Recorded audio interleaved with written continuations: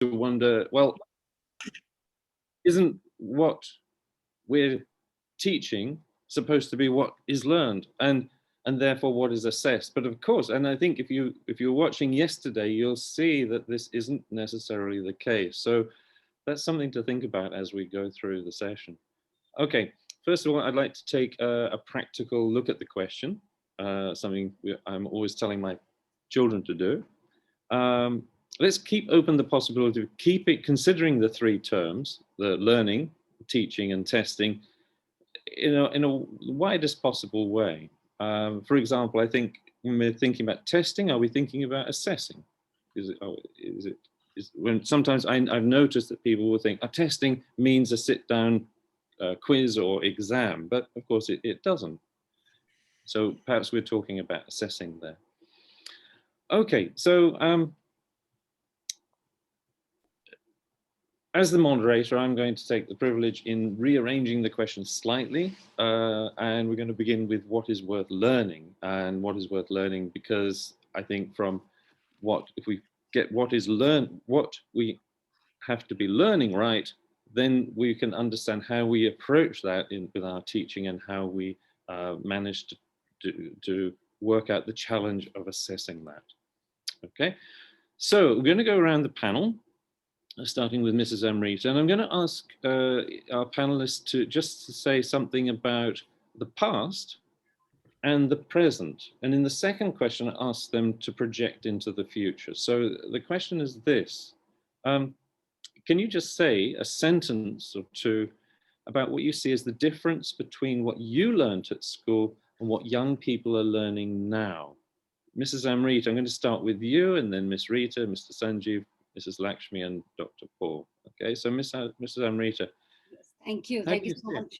Yeah. Yeah, you can hear me. Am I audible? Am I audible? Yes, you are. Very audible. That's fine.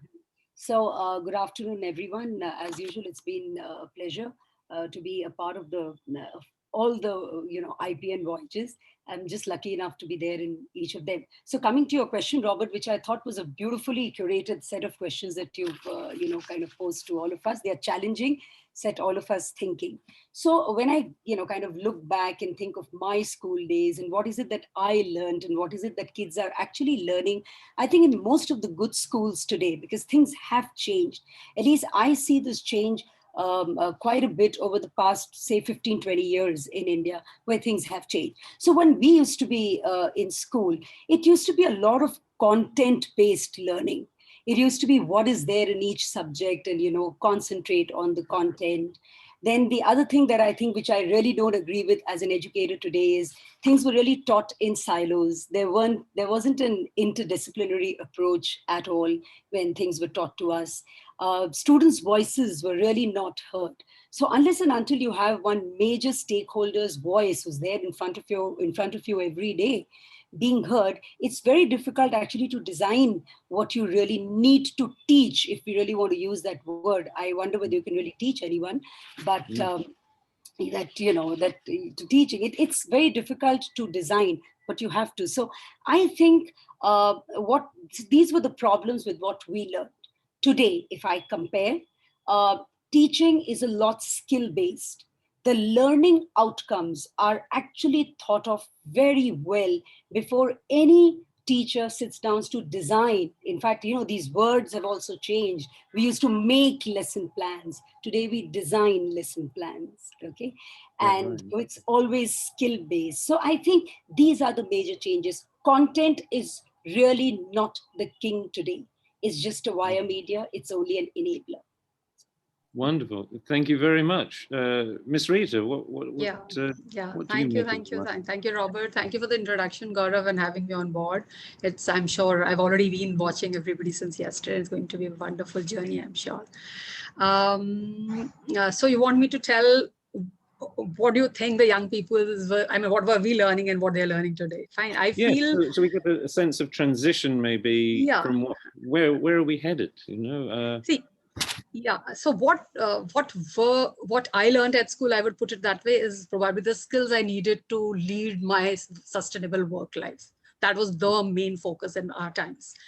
We had to decide our career goals well in time. And so, but there was a positive side to it, the social emotional learning, all those building resilience, all that happened on the go. Now, what is happening today? I would say what young people are learning now is, again, basically the same thing, but with much more focus to do it right. Now, when we say to do it right, it comes with 100 other things as well. Are we in that environment which is growing organically? Are we into too much of templated learning strategies? When we're trying to say, I really like the word skill-based learning that Amrita used, and I'm sure she's talking about we are not content-driven anymore, and we're really more on how we actually drive the content. In this, are we into too templated, or are we into too much of pressures of our pedagogy is resonating with something that I read in that book or I heard in that webinar? So there's a whole lot of pressure of doing it right. So that is where something is probably going wrong. We'll deliberate it further. Very interesting. Thank you very much. Yeah, that's an excellent point. There's so much out there. What poor teacher can do, how a poor teacher can cope with all that. Exactly. Absolutely. Okay, Mr. Sanjeev, what do you think? I think the transition is very slow. So what was happening earlier, perhaps 30 years ago, we are still continuing with a lot of practices prevailing in our classrooms. The teacher is aping what they did 30 years ago, 20 years ago, and it hasn't changed too much in many schools. But yes, like Amrita pointed out, that some good schools, when she said good schools, I mean, there are some progressive schools which are taking things forward. There's a lot of experiential learning that has come in place. There are a lot of experiential platforms, a lot of outdoor learning that is happening again. Children are being exposed to a global education, which was not prevalent at. So there is a global perspective now, and we understand when we talk about any subject or any topic within our nation, we do try and understand what's happening in other countries, and we try and connect with a lot of international curriculum, and a lot of international curriculum has also seeped into our country, which is slowly spreading, and more schools with the international baccalaureate or with the Cambridge curriculum are coming in and are being acceptable, I would say. What really has changed is the thought process of the stakeholders, I feel. We would think the management or the teacher or just the society or the government were the stakeholders, but now the stakeholders is planet Earth, is the environment. It's the stakeholders are the potential students who are looking at you before they're coming into your school. The stakeholders are there are many people who have come into this. The higher education universities are stakeholders of a school, which was not very much in line at perhaps my days. And there was a lot of learning which happened through chalk and talk, and a lot of learning did happen through diagrams, and now things are getting a little realistic. So I think that's a perspective I want to throw in. Absolutely, yes. We used to have a good imagination in the past, yes. didn't we? That's right. That's right. Okay, right. And Mrs. Lakshmi, what do you think? Thank you, Gaurav and IPN for this opportunity. I'm kind of imagining my school education with the current context of the pandemic time education. I had some kind of an imaginary or a false sense of certainty and a roadmap and a set of expectations and a linear journey from a student to a university to, of course, a job and a partner and a family. It sounds like some kind of, the song by Eric Clapton. And, from that off, and also my school time probably also had less of or nearly no parental engagement. It was a joke that, parents need to be reminded, or sometimes they would ask, "Beta, what class are you studying in?" And also, of course, you had kind of a family tradition of what profession and career that you would kind of inherit in your journey. And also, of course, it was largely content focused, and teacher on stage, or a teacher as a pure content giver, and largely the chalk talk. However, what I see in today's context is that there is a deeper sense of ambiguity and uncertainty, and that's going to be the driving force for a lot of things. And we're also dealing with generations that are talking more about life as an experience and not a certain kind of, milestone achievements. There is still, of course, a huge segment of students, but there is also a big thing about, you don't have to get a job. You do what you want to do. You have travel. You don't need to buy a house. You don't need to have a partner, kind of a conversation and a narrative. And but they also face an extraordinary cognitive overload. I mean, their life seems much more on an extraordinary competition, though the paradox is that they have huge opportunities opened up, but the cognitive overload and multiple sources of information can be extremely confusing. And of course, they have, from the helicopter, now we have the snowplow parents, who have very clearly are dominating, and least to say that when the classrooms have moved to the living room, that, there is a lot of parental presence, influence, dominance, not necessarily only in the right direction. But one continuum that I can see is that the needs of students, both at the emotional, social, physical, and spiritual, philosophical needs, have been the same, irrespective of generation of learners. I see. Yeah, absolutely. That's wonderful. I think it's really drawing to our attention the change in almost I don't know, maybe a loss of faith. That we used to put children into schools, and children would say, well, I have to be here. And it was sort of a faith that we had it. And now it seems to be disappearing over the years. So thank you very much. So Dr. Paul, sorry to put you last. You are the, well, you're Dr. Paul. So come on, what do you think? What have you seen? Okay, yes, it's delightful to be here. Thank you very much for inviting me on, Robert. It's been great so far. What we'll soon. When I went through school, it was a wee while ago, I sort of sat there and watched what was going on at the board, watched at the front, and then at the end I was expected to churn it back in tests and exams and stuff like that.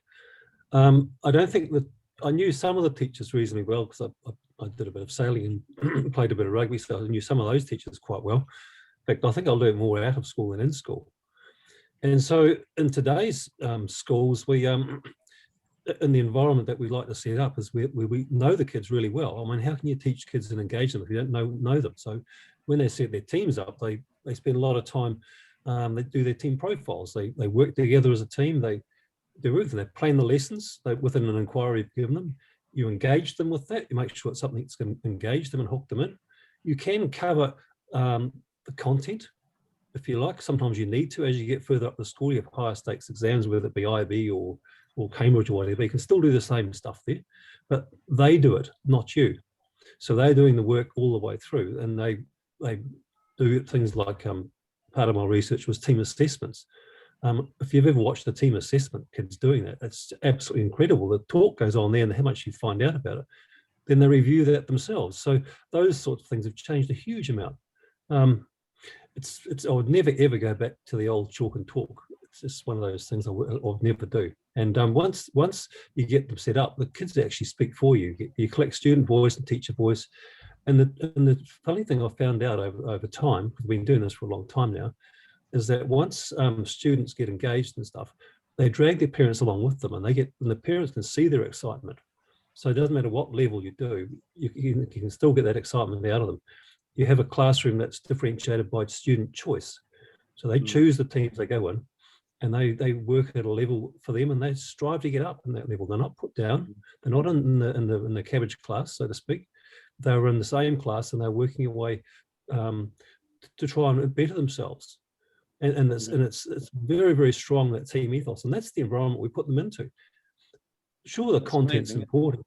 It is amazing. I mean, Jacinda's project, she did her biology and project on fungi and bacteria was more engaging and more important to her than what she learned there than her chemistry mark. I wouldn't have a clue what a chemistry mark was, but she says the other stuff she learned was more important than that. So the skills they learn on the side are there. Your grades and stuff will get you in the door to the university, but that's about it.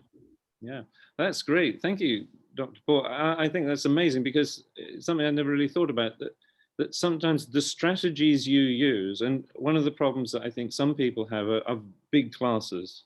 There are schools in India who have very big classes. And what do you do with them? And putting them, but the strategy that you're discussing about putting them in teams actually helps the teacher to get to know the children really well. And it's getting to know the children really well that's really important. I think somebody mentioned yesterday about the Gurukul system. At least we know one good thing about the Gurukul system. There are many things perhaps, but one good thing about it was that the guru would know the followers or the students, and in knowing them would know what to ask them and how to take them to the next level. Okay, we have to move on. So thank you very much. Okay, let's turn now. Let's go through the same pattern, but I want you to talk about what we believe young people should be learning today. So, Mrs. Amrita, what do you think? What should young people be learning now, or in a few years' time? Yes, so I think, as I mentioned, most of the progressive schools have already begun. And so I'm just going to be talking about a few bullet points I feel Sure. students should be learning. I think one of the most important thing is self-awareness. Self-awareness, talk about self-improvement. So if you don't know the self, how can you take care of the world or, do anything to the world? So I think that's important. Time management, how to learn is very important, because ultimately you're teaching them to learn for themselves. When you talk about independent learners, how to set their own priorities, decision-making, awareness of the surroundings, accepting differences, one of the most important things when we talk about racialism, etc. Negotiation, when we speak about collaborative learning patterns, then obviously it's about negotiation, group dynamics, civic education, very, very important. I think it becomes so important during the pandemic, because what we're facing today also in India, civic education is really going out of the window. Art appreciation and general awareness is important. Social skills as a whole. Basic math, personal finance, how to do your basic calculations, I think is another very important skill that you need to know. Computer science, because you need to be ready for a digital age. So your technological know-how is very important. Climate, knowing about the environment, being a global citizen, because you need to understand that you need to take care of the planet. You have to be, somebody who preserves the planet and hands it over to the next generation. Knowing your roots, being proud of your past, and of course, learning from your mistakes. So that's what history is all about. And I think another very, very important thing is sex education, which especially in India has not really been spoken about for generations. I'm glad most of the progressive schools are talking about it. It is still a huge subject of taboo, but I think it's very, very, very important. So I think these are the things that children should be learning. And as I mentioned earlier, your subjects should be skill-based, because these are the skills and these are the areas that we should be talking about mainly. Right. Right. Well, that's amazingly comprehensive. I wonder if there are other participants have anything to add. No, but I think that's wonderful. I won't say anything then. Let's go to Miss Rita. Miss Rita, I think, can you yeah, Robert, I think it is a very good thing that you took into consideration the fact that we need to consider outcomes first and view the entire issues from an ends, ways, means approach. It would be evident that there is a requirement of reordering the entire basic question. So 100 points on that. Coming to the list that Amrita has listed, I think it is really, really comprehensive, and it says it all. And it is I think it is very well listed. I'll just bring it out to three simple things. Learning to learn, very well covered by Brita. This is the crux, how the child or a person or me or anybody for that matter learns to learn. What are my strengths and weaknesses? Secondly, the collaborative skills are extremely important anytime and every time. Third is the most important thing that I feel is that we must know how to carry out a research, whatever data we get out of that, and make our own judgments, whether it's a small situation or it's a national policy or it's a huge issue or it's a small classroom situation. So if I teach my learner to develop the research skills and analyze those, whatever comes out of that observation, and be able to make my own judgments, this will probably encompass the critical thinking and all those things that you're talking about and things like that. I think Amrita has listed it all.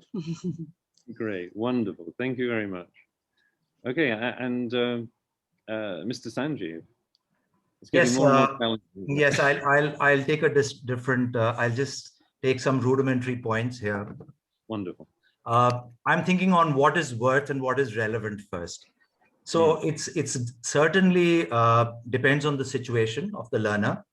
Where is the learner? What is the learner trying to learn? Where is the learner headed? So let me pick up an analogy. Mahatma Gandhi, and this analogy has been taken even by the Harvard research. They've tried to understand what came out of this story. Mahatma Gandhi, he was trying to catch a moving train. He was catching a train, and the train had begun to move from the platform or the station. And while he was running and catching that train, he lost one of his footwear, or one of his sandals fell off on the platform.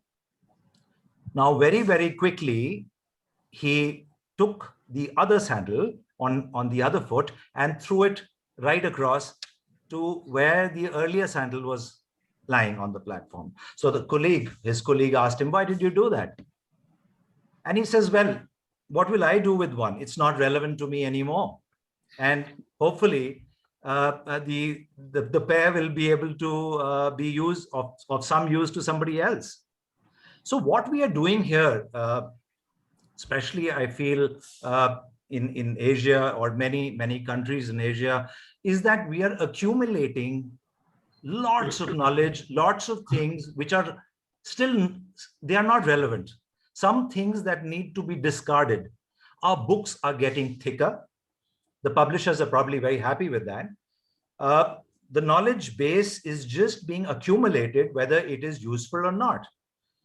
In fact, there's so many things, whether it's mathematics or many other topics. While I was at school, I don't even know. I haven't used many things now. I didn't even know what why I was learning those topics, why I had these. Nobody questioned. No teacher, in fact, spoke about that. This is how you will be able to use in a real life situation, or these are the examples where this topic is going to be used. And still, I see that happening still in many schools. That I ask a child, why you're learning this topic, and he says it's in the syllabus, and it's there in my book, and it is going to come into my exam. So my point is that we need to move towards what is more relevant and keep discarding what is not. We are actually not being able to do that. So I've just thrown in a new perspective. I mean, yeah, that's great. If you want me to speak a little bit more with another example, perhaps just a way of learning. If you're given a diagram, I was talking about learning through diagrams and on the chalk and talk and on the boards earlier. So if you're given a diagram of a bicycle, well, bicycle was invented, or it was introduced when the horses disappeared. But if you give a diagram of a bicycle and you tell the child to learn the diagram and the parts of the bicycle and the advantages or the features or whatsoever, or would it be better if you hand over the bicycle to the child? And I remember that I had a bicycle, and on my birthday, maybe the 4th or the 5th birthday, and I had 2 side wheels to it. One day, one side wheel disappeared. I learned adjusting my seat and falling many times. I bruised myself, I failed, I fell, I picked up the cycle and I learned one day.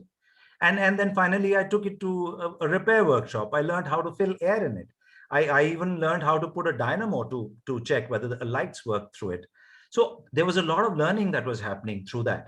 So this is what I'm trying to say, that we have to shift gears into far more experiential learning, hands-on topics where children will be able to take, like Paul mentioned, that the children are now to be taking the ownership of learning.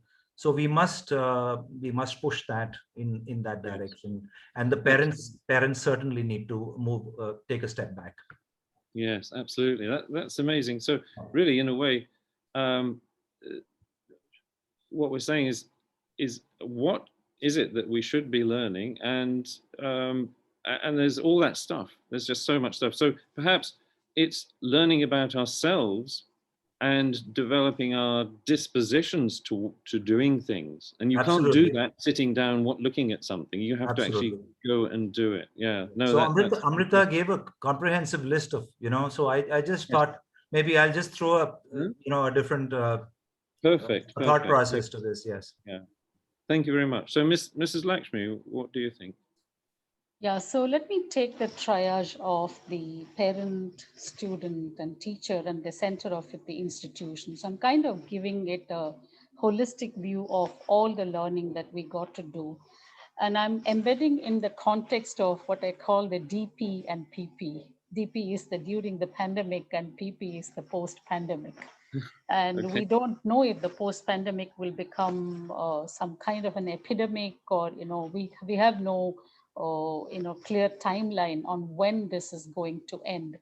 So in this context, the three primary stakeholders and the institution at the helm of affairs, I think we all got to learn. The first thing is the crisis tolerance, or the crisis tolerant readiness and leadership, or the response that we need to build at the individual level, at the parent level, at the teacher's level.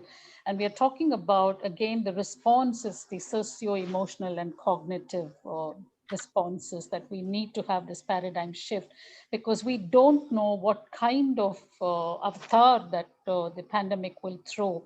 I mean, we just thought last March, we will be school closed for 1 week. And then we said, oh, May, and no, probably September. And then we said December, and damn it, we are sitting in July now, So we know that we are not returning till December, but God knows what's waiting for us. So I think this ability to be crisis intolerant and crisis response leadership or individual action is the first learning that I would like to emphasize on. And the second one is so closely connected to the first one, is practicing the adaptive performance. And this is not something new. I remember when I graduated out and I joined the mental health setting in Mumbai hospital, I had this imagination that I will have a very beautiful clinic and a couch and a leaning chair. And I suddenly had to share with 3 other counselors the same space, and we were taking kind of rotation. And I was least prepared for this. And suddenly we realized that, the adaptive performance of the newer situation, and that ability to respond and quickly get into, okay, what should we do about it, is something that we all have to get into.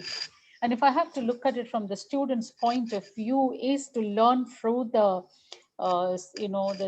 the screen, from the ironic no mobile to mobile in your classroom shift, so the kind of adapting, the kind of focus and attention that we got to have. And I'm not really getting too much into the other stakeholders' adaptive performances. And look at the adaptive performance also for the assessment. Suddenly you had no exams, and, the board exams canceled, and then the board says, oh, all the internal scores are going to be taken. And I remember the hue and cry from a lot of parents and students, oh my God, our children didn't take the internals very seriously. So that's another adaptive performance. The third one that I want to really embed in is the engaging in intellectual opposition or some kind of a critical thinking on the media consumption, because media is going to play a huge role in the way our lives are getting shaped in the pandemic time. You know, whether it is about the simple information about the Delta variant, or whether I'm going to get my Covishield will be accepted for the visa, and what kind of higher education. And you have 1 million fake news that are getting thrown at us. And I think we all need to be able to decode and decipher what is relevant. So the media consumption or a media literacy is going to be critical learning for all of us, whether it's about even opening a school and what is the SOPs that we require, and media can give you such variant responses, but we need to be able to come to some kind of in engaging in that. And the intellectual opposition, what I mean is to question it, that is this really possible? Is this really true? And I think that's at the very base of the critical thinking. Yeah. And the last one, sorry, I'm just taking a couple of more points, is that, if I'm going to be given an assessment or an exam where there is no supervision or the traditional invigilation and the methods of monitoring, whether I can do still what I can do and what I need to do when no one else is watching on me. Wonderful, I think yes. that's the ethical context that we need to embed in our systems.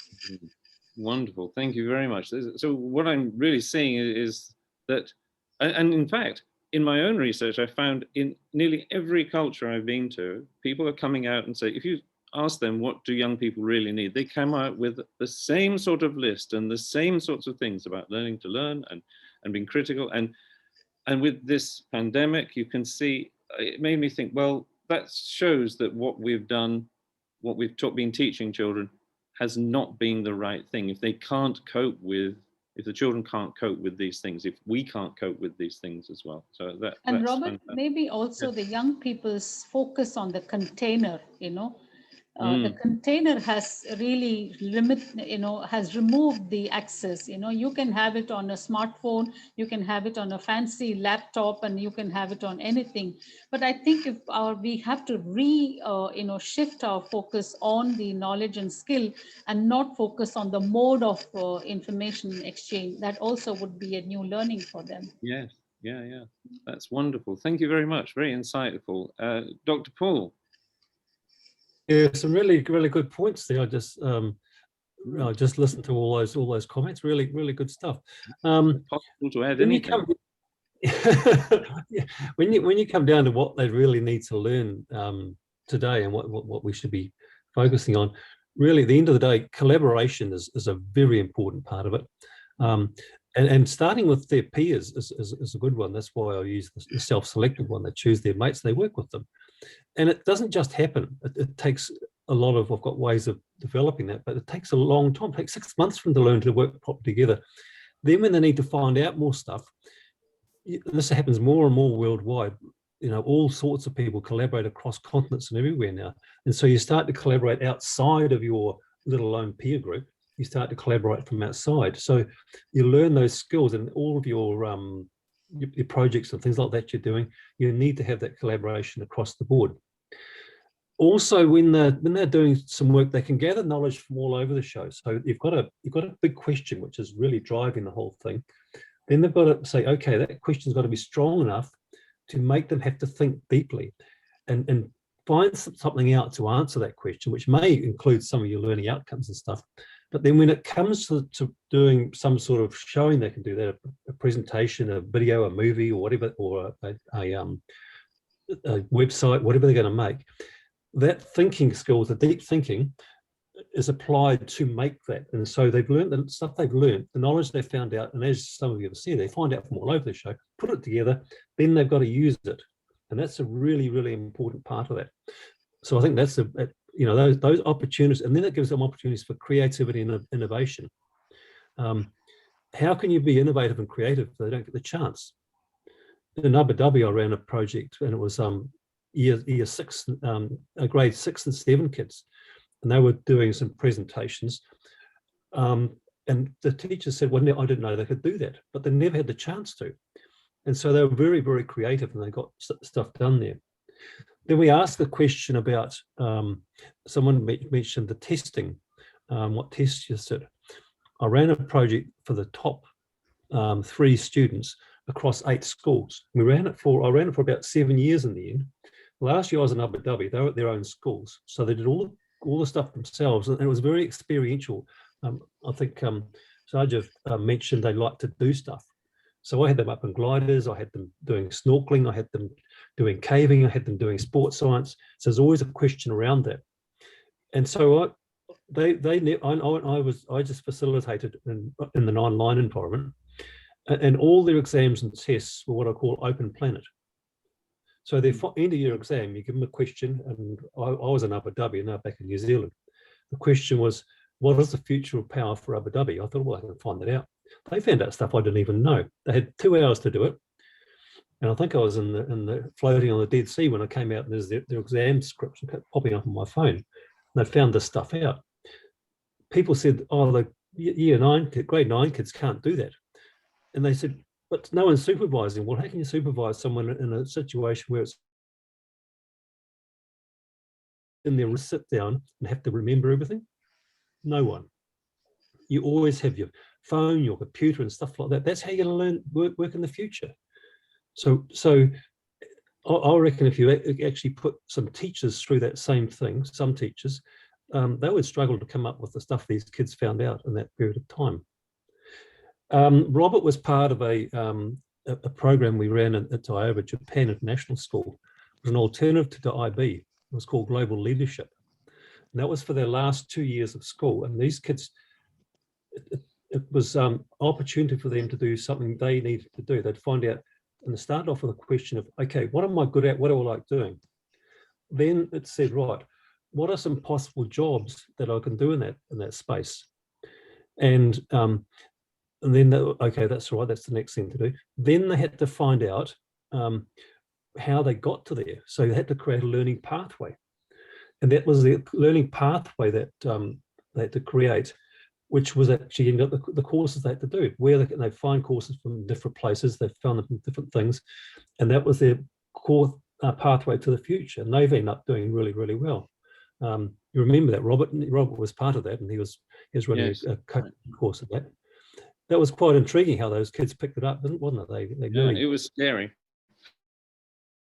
but they did it. Scary initially because it hadn't been done before, but and we also acknowledge prior learning. Some of these kids have learned stuff before, so we're able to give them credits for their course for stuff they've done before, or current or after school. If they're learning, some of them were coaching dancing and stuff like that. So that's out of school, but that's still an important skill they've learned. So why not enable it to be put into the course? So the course is tailored by them for them. And so instead of doing, I think it was mentioned, oh, I'm doing this because it's in the syllabus. Well, if it's not something you need, then you shouldn't be doing it. Yeah. So that's how the future is going to look, and that's what we're going to start giving ourselves. It was a bit scary at times. It was, yes. I do remember having a student in Istanbul once who came to me and said, I haven't got anything for my service portfolio, and I made some cupcakes, but the coordinator said that's not good enough. And I sat down with him and I asked him, what do you do in your spare time? And he was designing computer game figures that moved around, and he was writing in a magazine teaching younger children how to do that. And he said, well, I didn't think that counted. So what these kids get up to in their spare time sometimes is fantastic and should be considered for portfolios. All right, we need to speed up a little bit. The next question I'm going to ask is, so if that's what we believe, and I think what you all said is what I've been hearing around the world too. If that's what we believe young people should be learning, what are the challenges now for our teaching? Is this currently are our teachers able to do this? What do we need, as we're thinking about principals, what do we need to say to our principals to help them help their teachers get to the place where they need to be able to teach those things? What do you think? And we'll start with Mrs. Amrita again. Mrs. Amrita? Yes, sorry. This is yeah, okay. So I think one of the biggest challenges, considering that what children should be learning, and the challenges for teachers today, and probably for all us as edu leaders, is the approach to teaching. Is our approach to teaching really relevant? Has it changed? Have we taken all stakeholders' needs, especially the children, keeping their future in mind? But I've been hearing everyone speak. So it's the way, when we talk about the approach, then obviously it's again what I mentioned earlier, the way you design your curriculum, keeping the learning outcomes in mind. Are the learning outcomes really relevant? And I would, because something that's very close to my heart is the skill-based part that I've been speaking about right from the beginning. What we teach, is it really going to be relevant to the child from the point of view of the child developing certain skills which are important for life? So it's if you know, as an educator, I usually speak to my teachers about, you know, you have a subject, because that's the way, obviously that's your enabler in a classroom. So the approach to teaching your subject, what is it that the child finally is going to learn from what you teach? So it's not the subject, but what the child learns when you teach the child. That's important. Keep that in mind first, and then you design what you have to. So for example, if I was to teach geography, it would not really be for the content of geography, but how do I go about teaching the child geography so that the child really knows or learns the skills of, say, climate change, love for the planet, what is my environment around me? Can I do anything to change, or the environment for it to make it even better for human beings to survive? So if I was to teach math, then is it all about problem solving? Is it about basic calculation? Can I really take care of all the calculations for my life and my personal finance? History, I in fact mentioned, it's all about, you know, knowing my past. So, and if it's science, and is it about the scientific temperament that you really give your children, which is going to be a great enabler for children to lead their lives? So it's all about the larger purpose of life when we speak about self-awareness and values and life skills. And I just loved what Lakshmi spoke about ethics, because I think that's what really goes out of the window when you have tough and challenging situations coming to you. So to just cut a very long thing short, what is my purpose of teaching? Is it something that the child is going to get for him to be a better citizen of the globe tomorrow? If it's going to be helpful for the child, well, it's worth teaching. And my approach to teaching has to be, in a way that all methods are used for the child to be able to internalize for life what is being taught. That's wonderful. That's really great. And it reminds me of something that came up yesterday. I'm teaching children, or I'm developing learners within the context of the subject, in a way. Yes, no, absolutely. That's fantastic. So, Miss Rita, what do you have to say on this? I would say, for me, the larger purpose of life, or the teaching or learning, the entire aspect is giving happy and productive citizens. Yeah. Till 30 years ago, I mean, when I was a teacher, I would say giving a happy and productive citizens in a classroom, then the entire definition did not change. The domain expanded, the horizon expanded, and it continued that way. So taking a one step back, if I have to actually understand what teachers must teach or how they must teach, what students must learn, I'll quickly just quantify them or put them into 3 different domains. I cannot not talk about employability related facets. Education has to be graduated. It has to be linear process. There has to be a requirement of eventually imparting the knowledge and skills essential for a student to be productive as an adult. Much of this part is imparted as formal education. We all know about it. The subjects to be taught are designed so we need to facilitate the entire graduated learning process of education, wherein the student today in the school can graduate to a college and onwards and things like that. So ignoring these aspects of not having a continuum in your curriculum or syllabus we cannot just ignore that. Coming to the social interaction related, a lot of speakers have already talked about it. We need to include the learning social skills, learning to collaborate with others and all those things. how does this happen? How does a society becomes a win-win situation for everybody? How do we enable a child to be happy and productive? Because that remains a crux for me, happy and productive citizen of maybe globe today. We have to look into the larger community. How do we give a citizen which actually impacts the community tomorrow through their learning, through their contribution, through their projects, through their innovations, through their music, through their, I mean, you name it, and there are so many ways that we can contribute. So I feel so overall structure through which we have to have is we need to have the student put in a school, but what do you make them go through in the school is definitely important. That comes under the, I would say, the formal structuring. But what happens beyond? Is this only formal portion we are talking about? When we are teaching, I mean, there is a formal aspect to it, and there is an informal but organized aspect to it, and there is a informal and incidental aspect to it. So formal, there's a whole lot of webinars happening, there are a whole lot of books coming in, there are a whole lot of learning that can happen. We can all discuss with one another, learn from one another, the sort of strategies we can put in place, tactics we can put in place, skills we can put in place. Informal organized, yes, I mean, probably this could also include teaching and activity organized, probably in schools, outside schools. It could be strictly textbook, it could be organized interactions, all those things. But what I'm most worried about is the informal and incidental. These are the places where every stakeholder's roles comes in, not just the schools, not just the parents, it's the government, it's the policies, it's what is happening in media. Lakshmi ma'am really very beautifully talked about, she did mention media literacy, and she did talk about how she's worried about how media consumption is going on. That is where the entire ecosystem is going to affect, is going to impact. It is how do we have these already organized structure which are within, maybe within and outside the school, within the community, within your country, out in the globe. How are these affecting? How does your student learn through them? This is where the larger goal comes in. We are somehow in all our endeavors towards, whether it's NAB related or our webinars related, we are not talking about what is the role of the, I would say, the entire ecosystem.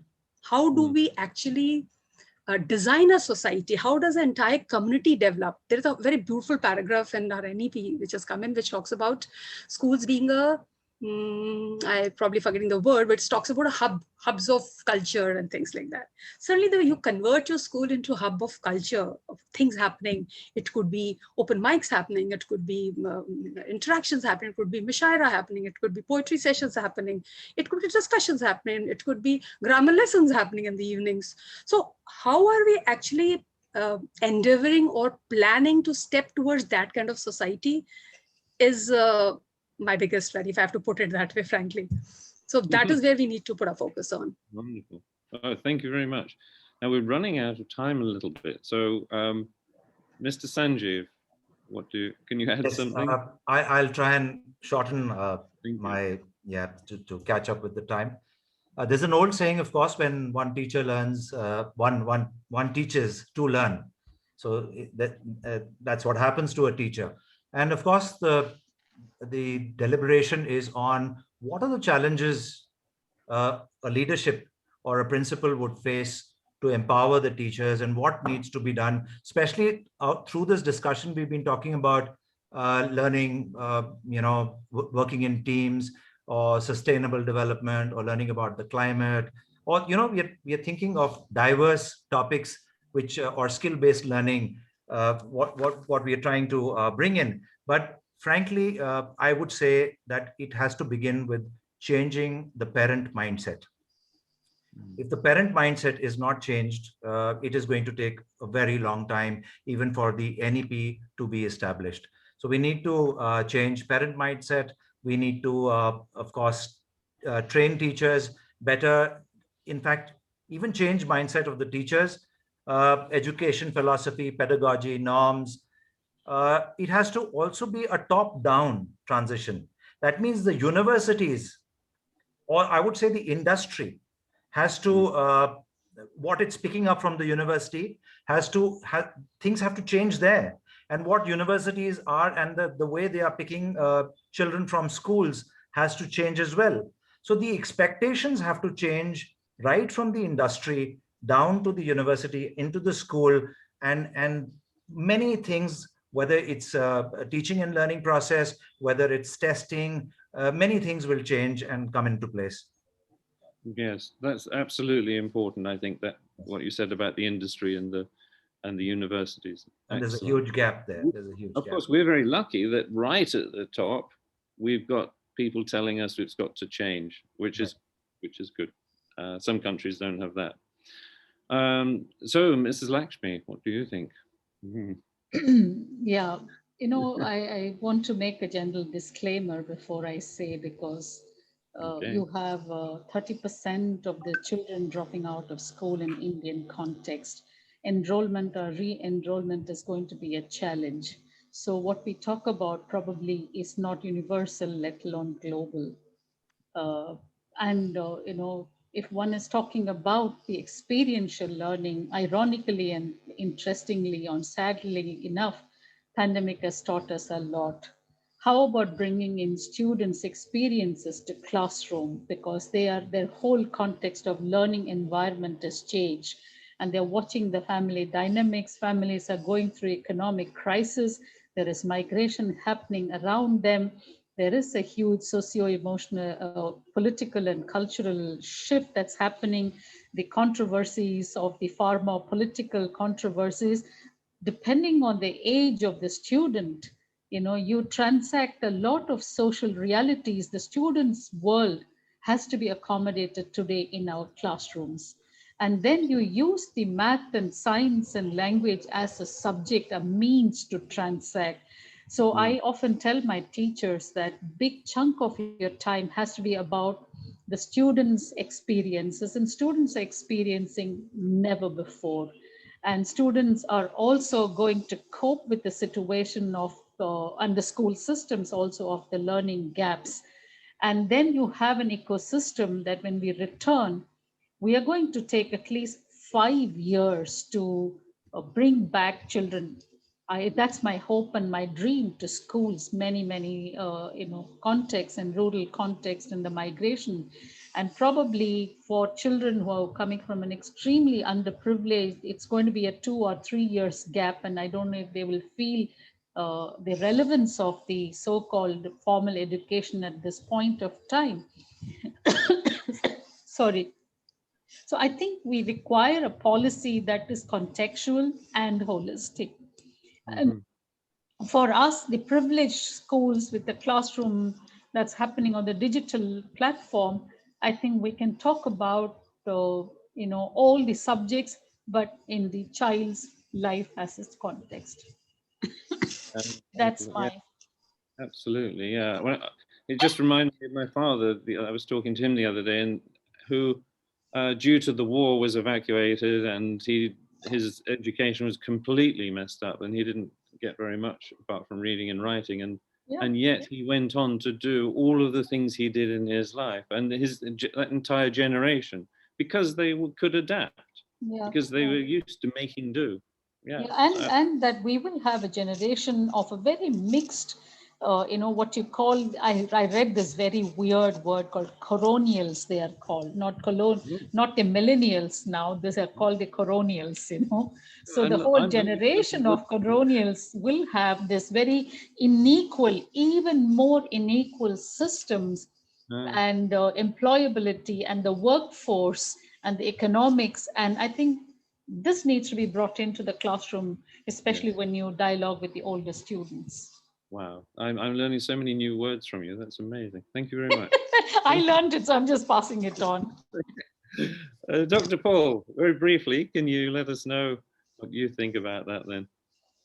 How about teaching? Dr. Paul, are you with us? Yeah, he has to unmute himself. Yeah. You need to unmute, Dr. Paul. I was muted. Yeah, that cut the conversation down quickly, Robert. Actually, I must say, in my research on the work I was doing, one of the first places in the world to do collaborative learning was India. In fact, it's called the Madras system, and it was because there weren't enough teachers, so the kids ran it all. And so you can do it. It's amazing, fantastic stuff. If you're going to train teachers, when you do your training, it needs to be in the same format that you expect the students to do. So I put them into teams. They name their teams. They give themselves a little bio. they'll do something which might be different. I ask sometimes to make a video about on any genre they like. They could do a little, just a 3-minute video. So something the students are going to expect. Then you've got to start looking quickly at, I use what I call a gradual release process. That's for two things, for shifting from the teacher to the student. Now they might do that just one lesson, or they might do just a little bit. And also the type of problem-based learning or inquiry task they get. It will be guided for a start or directed by the teacher. Then you can, before you can shift to open. So it's part of that shifting at a pace where the teachers can cope with it. So don't do it too much. And once the kids get used to it, it's fine. I know in my last year in Tokyo, last year was 2019, December, we had a bunch of new teachers came in August. And one teacher, she was a great person, neat person, but she had never done group work and stuff like that before. So what happened is a bunch of kids ran into the principal's office and said, we don't learn like this. We don't sit there and listen to stuff. And so the teachers complained about, we don't learn like this. And so he said, oh, can you take her aside? So it took 2 weeks and she said, oh, this is great. I love this. But she'd never experienced it. So the kids were driving it, which was actually pretty cool, I thought. And it was a great shift. The next thing she ended up, I saw in the room dancing with the kids. So that was quite amazing. So real transition there. So that's those couple of points I would make there. It's basically at a pace that teachers can cope with. You can't suddenly do it. It might be one lesson, it might be a bunch of lessons, it might be part of it. They're not going to let go. But once we don't want them running back and revert to the old chalk and talk. We've got to sort of gradually get a taste and gradually move. So, and that's where the leadership comes across, which Amrita, I think, mentioned, is that if the leadership in the school doesn't want it to happen, then it won't. So that's part of it. And that's probably about all I would say, you know, and that Robert, I know, agrees with that. I think it's amazing to think about culture, you know, developing a culture of the school. And something that I was lucky enough to learn quite early on in my career was not just the teacher gaining a teacher power, the power of teachers to be able to know what's going on, but also learning how to leverage the power of learners, of the young people themselves, because they can make things happen. And if you're working with them for a common principle, or common theme, goal, it can really make things work. Yeah, that's fantastic. All right, so we've been granted a few more minutes extra. So there is one third of the question we haven't really looked at, and I'm going to put. I had two questions, but I'm going to put them together. One of them was, if you have a good teacher, the teacher doesn't just get you through an exam, doesn't just teach you the facts of a subject. The teacher helps, a good teacher, just by their role model, will actually teach you lots of other things, how to be, how to behave, how to look after yourself, all that sort of thing. So good teachers do this quite well already, although perhaps a little bit too implicitly. It should be more explicit, I think. But those things are not assessed. If we're going to, that list that we got right at the beginning, of all of those things, collaboration, accepting differences, learning how to learn, all that sort of thing. Does that need to be, this is the first part of the question I'm going to ask you now, is does that need to be assessed? Do we need to assess it? Can we assess it? But the other thing, the other part of the question is, what changes in assessment do you see in the next few years? And, you know, or are you seeing now, you putting in now, what do you see? So let's go back to Mrs. Amrita. What do you see? So do we have to assess everything? And what changes are we going to have to make in assessment? So I don't think there should be a formal assessment for everything, because it's possibly not even possible to have a formal assessment for anything. So for everything. So it's many things are to be assessed in a very informal way. In any case, I think formal assessments are slowly going out of the window. It's more informal. When you speak about certain intangible things, do we really need to assess them, and can we assess them? Well, I think everything, finally, a good teacher manages to assess because you can, even by mere interaction or just being in the presence of children, just seeing the way they conduct themselves, there are many intangibles that you can assess if you're not really being stuck on the way you will be assessing. Assessment is possible. I think assessment also helps you, because you also need to know, as a teacher, do you need to do some course correction if the children aren't going the way you think, well, they should be. Well, what is it that you need to change so that you could, make that possible? And the other part of your question was, what are going to be the changes in assessments? I think assessments are going to become very, very, very informal as time goes by. In fact, on the online platform, one thing that has really worked very well has been informal, small, regular assessments. So we're not just talking about the quizzes, but I think the interaction with children through your window, because of the number of hours that you can spend with them, with a little bit of the personal thing that you can have, though the physical is going, but the personal is still there. I can connect well with my child, because I can give far more time now that I could in a classroom, because if I finish with something and I feel my child still needs a little bit more from me, I possibly can give him time at some other time, which was very difficult on the physical part. So basically, in fact, the formative assessments are now going to be the summative assessments. I think slowly the summative assessments are going to go out. If we talk about the formal assessments, it's going to be more formative.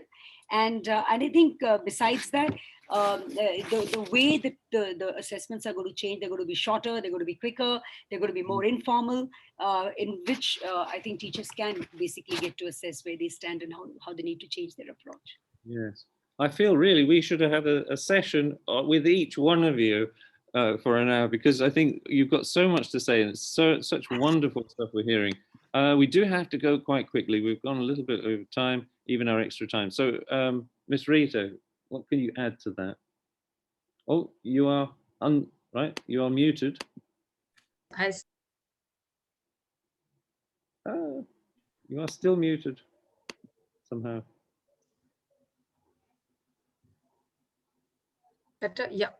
Yeah. Assessments are definitely should be there, but definitely not in formal way. When I say assessments, it's purely observation. It's purely observation. But back home, there's enough homework done. There is a checklist in place, there are rubrics in place, there are parameters in place. Everything's already listed out. As an assessor, I would know what I'm assessing. The SSC must definitely not know that he's being assessed if we are talking about those continuous and formative assessments. Whether it's a social emotional skills we are talking about, or we are talking about leadership, we are talking about all those intangible outcome that we are more worried about, but that is more difficult to assess in subjective scenario. So assessments will definitely see a change for the better. They're already seeing a change for the better, but the observation of the teacher or the mentor is going to be the key point here. How the observation has to be made, on what points observation has to be made. And in certain skill-based assessments, the parameters also must be shared with the SSC. That's very important. What are the outcomes the child is trying to achieve? In short, over. Thank you. Wonderful. Thank you very much. Okay. So, Mr. Sanjeev. Yeah, thanks, Robert. I lost out on the question a bit, but I've kind of guessed what you've asked. There's a bit of a network fluctuation. Just in case I drop out, just move on to the next, you can move out to the next person. Yes. But I would really say that working with a ruler is a pretty straightforward method, but human beings definitely bring curves, and it becomes a little complex. So, the assessment actually begins from day one, the moment we are born. The first word, the first step. So what are we assessing? It's obviously we're benchmarking. We are assessing either we are going slower than what we should, or we go moving faster than what we should. And assessment is certainly a measurement of a data collected, so that the society, the parent, the teachers, the school can guide a child in the direction we need to go. So I feel assessments have to be planned in such a manner that the person who's being assessed should be able to, like we talked about self-awareness. So the person who's being assessed should know what path I'm taking, what is the goal that I'm achieving. And this is what I want to say very briefly. Great, that's wonderful. So, I mean, of course, without chasing marks, I mean, we are sort of, we are obsessed with chasing marks, but you know, that's what we've got to move away from as well. yes. We have this view of, or at the end, there's the exams and we've got to pass that, and then life stops. But of course, for That's the right. That's right. it doesn't. And so, is it possible that we are actually, what we're actually doing is helping young people to be able to assess themselves through their lives? That's a very interesting thing. Okay, Yeah, Mrs. Lakshmi, yeah, very very quickly. quickly.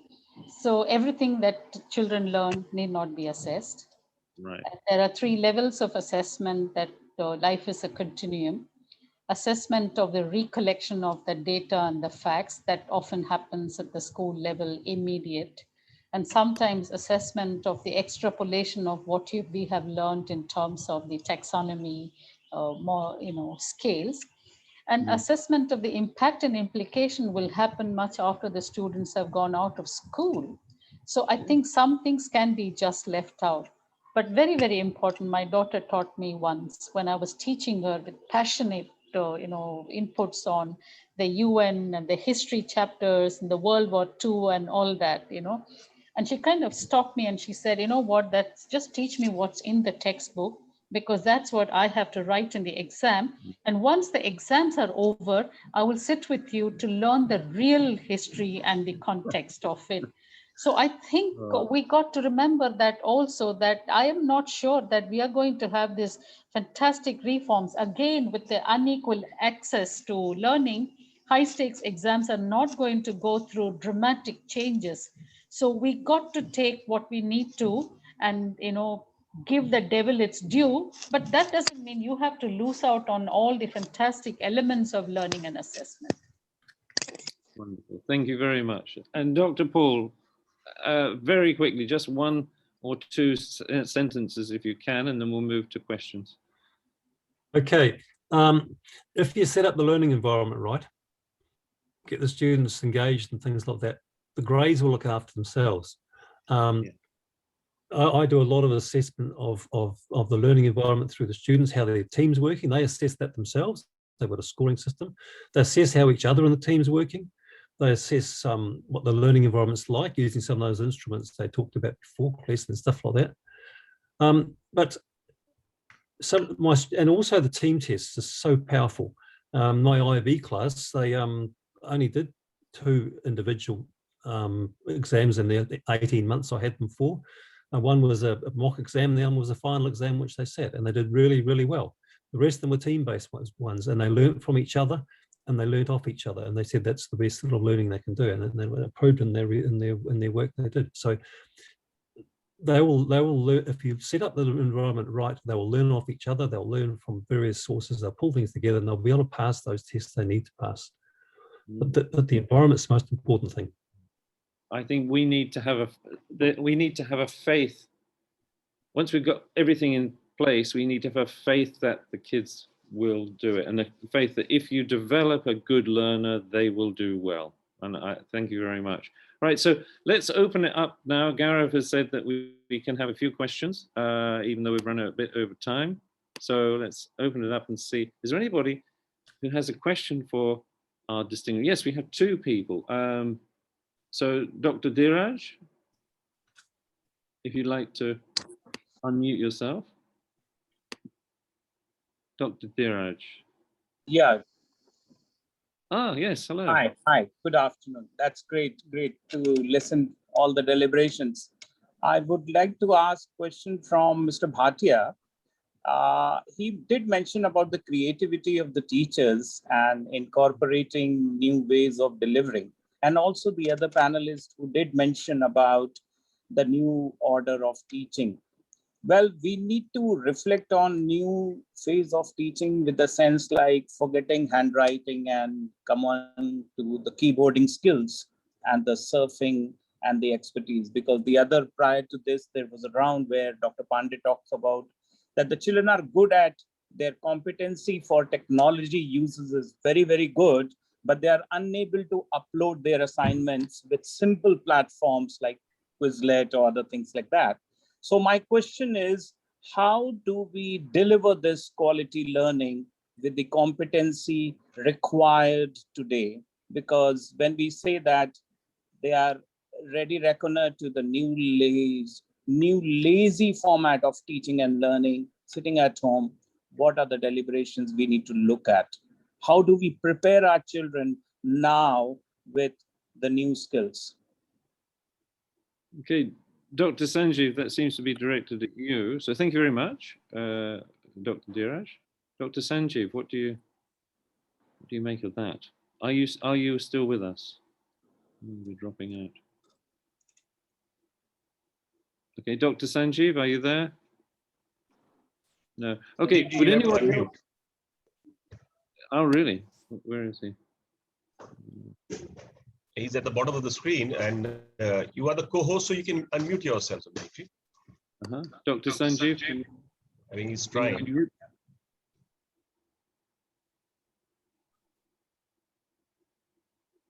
Some issue with his system, I believe. Would any of our other panelists like to answer that question? Can I go? Yes, please, Ms. Lakshmi. Save us. Yeah, so, I think, from morning presentation of Dr. Pandey's and your question, it's very, very clear that there are certain rudimentaries of schooling has to be translated even when the children are learning at home. What you would call the discipline framework of some mandates of whether it is about, the immediate reality and a short-term reality of returning back to school, whether it's about going beyond, just keyboarding, but to be able to upload and to be able to keep the focus and also return back to, legible handwriting, because these are realities that can't be taken away. And I think first year we thought that we are going to return back, like I said, in October, December, January. But I think year 2, I can see, for example, in my school, we are going back to the basics. We are actually being very, very clear about some things that cannot be taken away from their ecosystem of learning. That includes structure, that includes rigor, that includes a very clear, certain dedicated time of writing practice. And that includes actually hands-on learning and not. So we have actually reduced the screen time, and we have increased the what you call the learning kit time for all the age groups, and that we are actually giving that kind of a return to school, but still at home orientation. Yeah, if I can address, if I can ask the second part of my question is like the skills they require. Do they require handwriting skills? The very moment we are out of the school, the only thing we are writing is we are doing our signatures, and that too is digitally done now. No, that but I think done now. So no, what is the preface? What is the preface? Yeah, I think the handwriting is not going to go away. Yes, today you and I just sign, okay? Yes. But the fact is that you and I in our old age are also sitting and doing column and drawing and eye hand motor coordinations and pen grip and a whole lot of exercises. Yeah, so maybe the handwriting.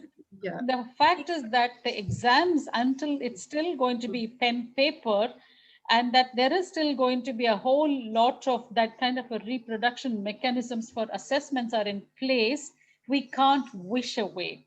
So it's almost like, that you do all this until you grow up, Once you grow up, you can stop writing. Once you grow up, you can start drinking. Once you grow up, you can do that and do this. That's the kind of narrative we are giving, unfortunately. Yeah. I would just say that handwriting could also be considered as a dexterity. It's like it's not just for the purpose of handwriting. There's a larger purpose to have your hands working.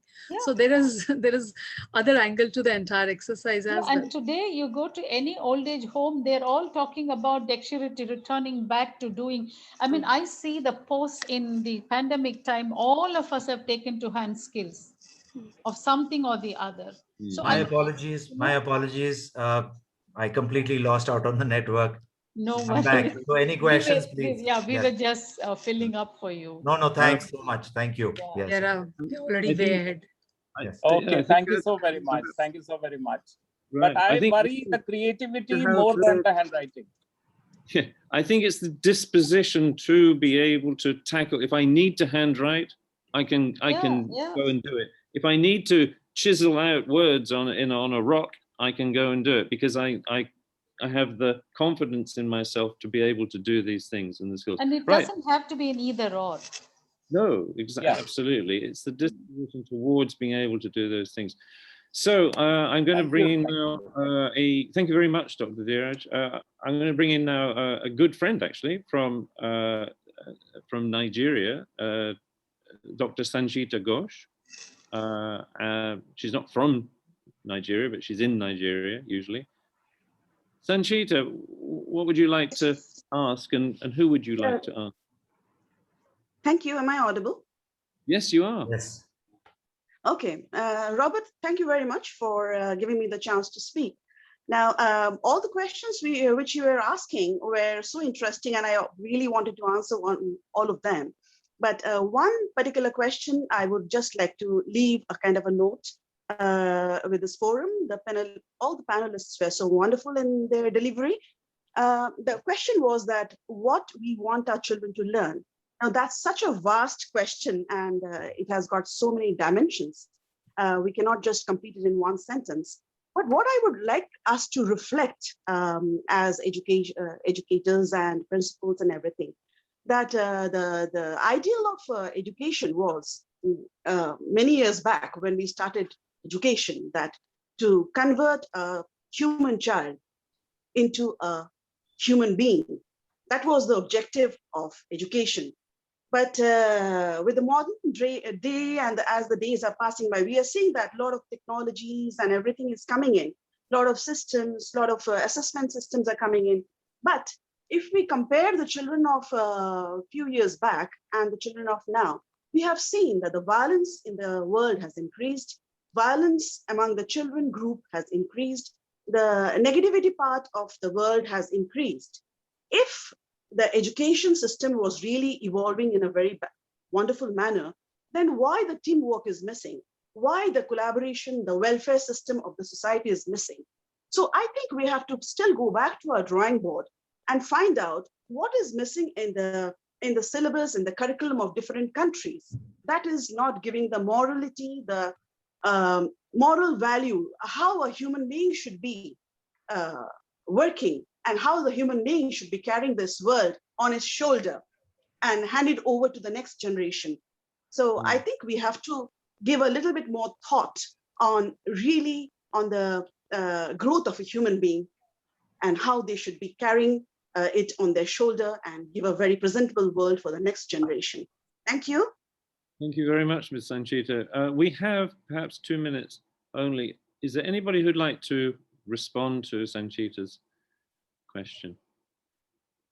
Well, I think she's put in a very valid point, and this is something that is an ongoing process in most of the schools now. So we are certainly looking at enhancing and bringing in values, and getting to what exactly you said.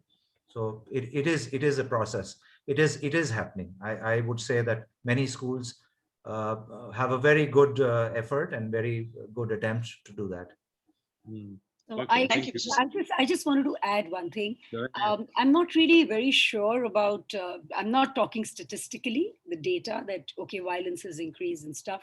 I think we get to know more these days because of the kind of publicity or the kind of stuff that we have coming right into our drawing rooms to know, or we have a device in our hand to really look at statistics. I don't know whether it is true that people earlier weren't violent and now it is. Though I agree with Sanjeev that most of the schools are really, really trying their level best to know what is missing in good education and planning things accordingly, really researching and working. So I'm not very sure whether things have really deteriorated because I think we've stood up to the fact that certain things were not right in education. I think the very fact that you accept that reality and get down to making a change, I think in itself is something that we should appreciate most of the progressive schools for today. Thank you, Amrita. Can I say something? Thank you. Very good point. Oh, Paul. Yes, Dr. Paul. Yeah, I agree 100% with Rita. I have great faith in young people. I think they're doing some amazing stuff. That doesn't always get publicised, but there is some really, really good stuff going on. There's more international collaboration than there ever has been, and I think you know, sort of the news is a great way to sort of see what's happening around the world, and it's our job to keep educating as we are and keep this sort of thing going. This sort of thing is what happens. But young people are doing some, I think, really deeply about some stuff, and I think it's going pretty well. But as highlighted, there are problems around. We can't ignore those. But if we get the education right and opportunities to collaborate with other people, then that is going to happen. There's some amazing young people around in the world. Absolutely, yeah. And I think we don't perhaps notice them as much as we notice the bad things. Robert, can I say something? Just one sentence. Yeah? Yes. Yeah, I think also if you know what Sanchita has spoken about, it's also another way of looking at whether young people are mirroring the world around them. So we cannot expect to fix them in isolation without fixing ourselves. So this whole dominoes effect of, you know, the adult world around cannot preach and then completely give another kind of role modeling. So it's also a way of looking at, you know, restoring faith in young children that, you know, that together we can make that difference.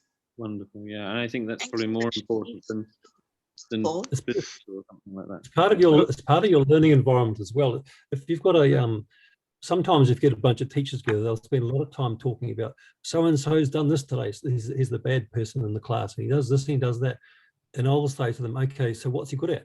I don't know.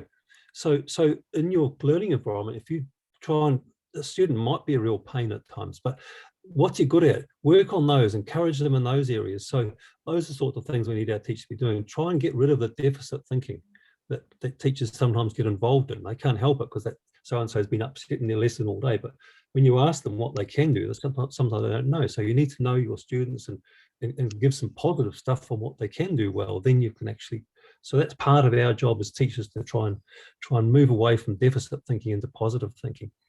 Absolutely, right. Thank you very much. We have two more questions. So we're going to go to Dr. Deep Khare, first of all, and then we will be going to Ms. Suman. Okay, so Dr. Deep. Good afternoon, everyone. Go ahead. I just would like to reflect on a few of the things. I'm listening for quite some time, and it's wonderful, as usual, to listen to anything in the IPN.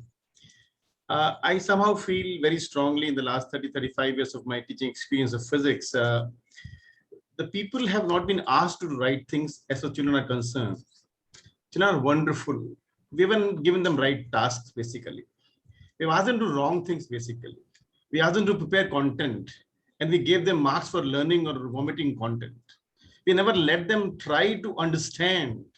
We never let them try to imagine and do creative things. Creativity have been doing some art and craft work by copying from Google, and we thought he's the best prize winner. So we have to redefine a few words which have come up in dictionary too many times, which for me have not made any difference altogether. I have been working on something called creating common sense by teaching physics. I remember my first meeting with Mr. Gaurav. He came to Jammu. I belong to Jammu. He asked me, what do you do? I said, I create common sense by teaching physics. And I tell you to do the same thing. And nothing has changed. Even the pandemic, nothing much has changed. I'm not really very much bothered about pandemic because it will be over. I was not very happy what was happening before pandemic. How great we feel about what was happening before it. I heard about a list of unemployabilities. Half the country is unemployable. They have great degrees. They belong to great institutions and they've been great trainers. But where is the employability? Yeah. You think tanks are available, materials available. We have made education very complicated. It's such a beautiful, enjoyable thing. The passionate. I have taught physics 6 hours at a stretch. I remember my classes used to last 6 hours at a stretch on Sundays. And we had the greatest time together. And means if we never want to leave because parents are calling and we are hungry, so we are going home. It was a great fun discussing physics, not teaching. And I have been confessing this at almost all platforms that I was never tried to finish my syllabus. It was a task for the child. Yes. I just empower you to read on your own, to study on your own, and figure out the problems amongst yourselves. Now we call it collaborative learning. The names have changed. We have started to pick up some wonderful words and make it more and more complicated. The experience learning, I would like to also put it here that for me, much more physics was learned out of classroom and school and labs.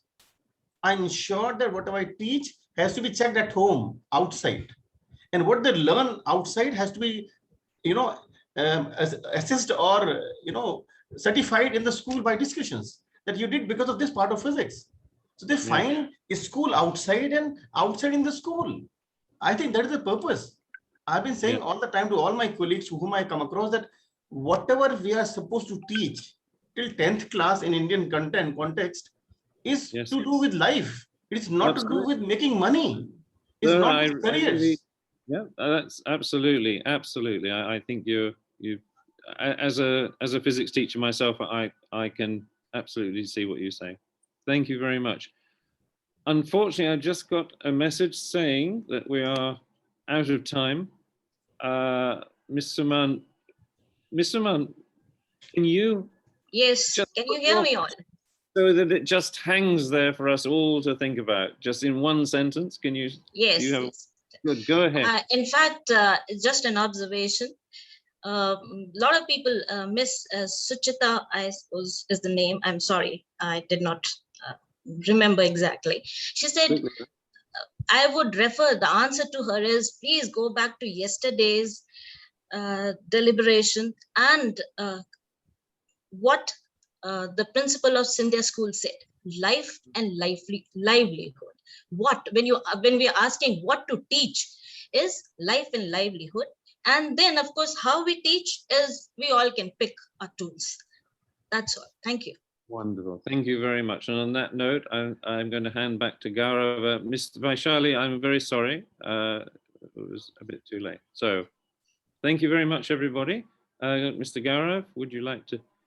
Yeah, thank you, Robert. No, absolutely. I was all ears. In fact, I was listening very.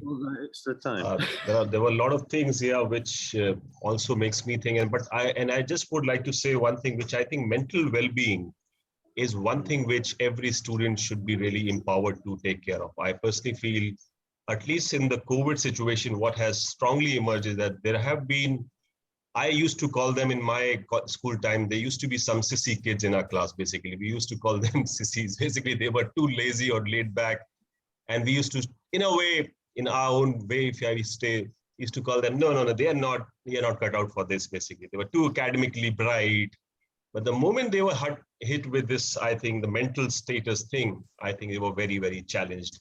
So I'm sure that has been covered. I think Mrs. Burman did make that mention, and then Ms. Rita did validated even, because more or less you kept on the chronology, which was clockwise. You should have gone once anti-clockwise as well, which was that Paul should have started and Mrs. Burman should have done the winding up job. But nevertheless, but then having said this, fabulous discussion purely because I think you had prepared the panel very well, Robert. The questions were fabulous. And obviously we had a fabulous individuals who were driving it. So thank you very much. We quickly jump to our next conversation. So thank you, Mrs. Burman. Thank you, Ms. Lakshmi. Thank you, Ms. Rita. Sanjeevji, thank you very much. Dr. Paul. Thank you, Gaurav. Thank you very much for joining in. And I'm sure it must be very late, but thank you very much. We truly appreciate your presence with us for that matter. Take care. Thank you. Thanks so much. Thank you, Robert. Thank you so much, Robert. Excellent. Yeah, we are just quickly moving on because we have 2 more sessions to be done today, and then we obviously, for the benefit of all who are joining us for the first time, we have someone among us, a young talent, or I would say someone who's a product of skill, what I call it. He's a young individual who is India's first flute boxer. So he'll be performing for us in the evening. which is at 5 p.m. sharp. But having said this, before we go there, we have two more things to be done, which is two important sessions. And one of them is right on your screen. I'll quickly take this opportunity to introduce the entire panel to you. All of them have already joined us, and then I'll hand it over to the moderator. Beginning with the introduction, I have with me, in fact, I will begin with the topic, in fact, Teacher 2.0, upskilling and reskilling in post-COVID world. More or less every topic has somewhere or the other that fluidity, that it goes from one to another. This topic more or less has been covered in the past 2 days, but I personally feel that this needs a deliberate or an intentional discussion of 1 hour, which we are handing over to this panel. So, and these panelists which we have curated are all having very strong demonstrated work in this field. Not that others do not have it, but we felt this will be the handpick of individuals who will bring a lot of quality conversation through this panel. I begin with Ms. Kavita Sangvi, who's a principal of CNM School India in Mumbai. She's a dear friend, and welcome, Kavita. If you're there, I'm sure you are there, so welcome and good to have you with us. Moving on, I welcome our next panelist, in fact, on this one, which is Ms. Nisha Bakar. Ms. Nisha is a very, very distinguished educationalist, been working in the both CBSE and IB board fold. In her last capacity, she was the principal of an institution in Andhra Pradesh. She is at the moment she is at a sabbatical, and she will be sharing her experience on this panel. I have with me Ms. Ketuvan. I will not attempt her second name purely because that's too complicated, and I'll ask her to in fact pronounce that for us so that I also pick it up from her. However, she is the head of school at the ENCO Riverside School, International School in Mozambique, Africa. So, Ms. Ketuvan, welcome. If you're there, let's have a quick, I have already made you all the co-host, I believe so. Yeah, if you can say a quick hi so that you can come on the display as well. Hi, good afternoon, everybody. Thank you again. Thank you. Good to have you. And we will get into the pronunciation part a little later. Yeah. And having said this, I'll go to my next panelist, Dr. Venunathan B. Pillai, who's the executive principal of VIS School, Chennai in India. Gentleman is joining us for his first discussion in IPN. I welcome you, Dr. Pillai. Good to have you with us.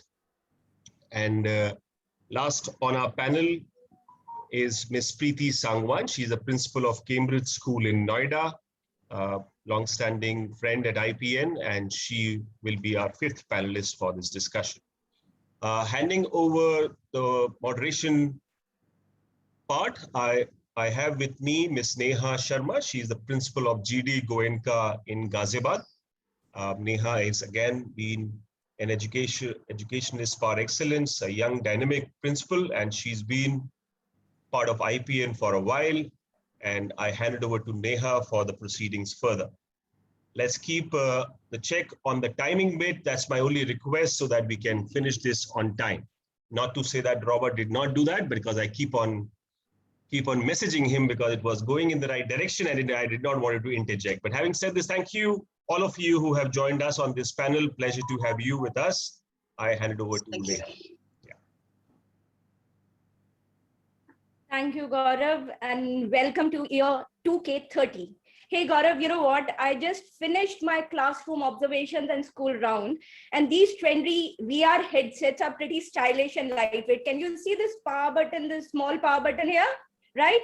You know, technology has really upscaled with AR, VR, humanoids, bots, and everyday thing these days. And the teachers in 2K30 are actually version 4.0. And, you know, I mean, if we recall, we talked somewhere around, say, 1.5 version, and see how fast they have transited to 4.0. You know, the future is always very close, the next moment itself, and it gets even closer when you undergo a disruption, COVID being one. Okay, coming back to reality after this brief time travel. Hello, everyone.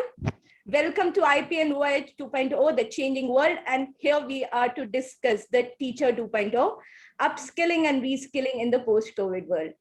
Disclaimer. So for this session today, I would like to share my perspective instead of knowledge, my gyan, which I strongly feel with all bright shining stars from the galaxy of education here as panelists. And as I, the teeniest of the star, both literally and metaphorically, will keep me safe.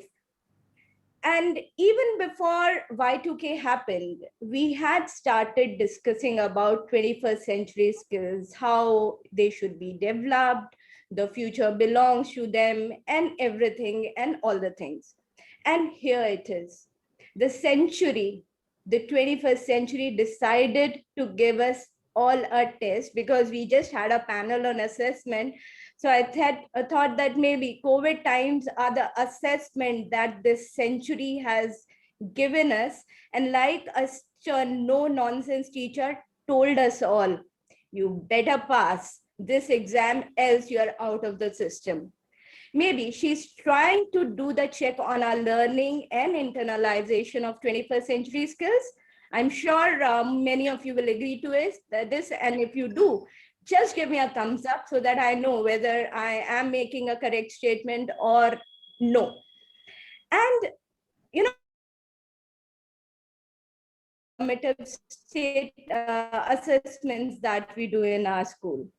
So now, faced with this overnight challenge, how education is delivered, teachers were expected to adapt to the new situation, learn new technologies, change the way of teaching and learning, time management, communication, collaboration, almost everything.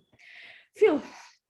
The teaching fraternity was expected to employ all the 21st century skills, which they one time discussed as future skills in their classrooms in these present times.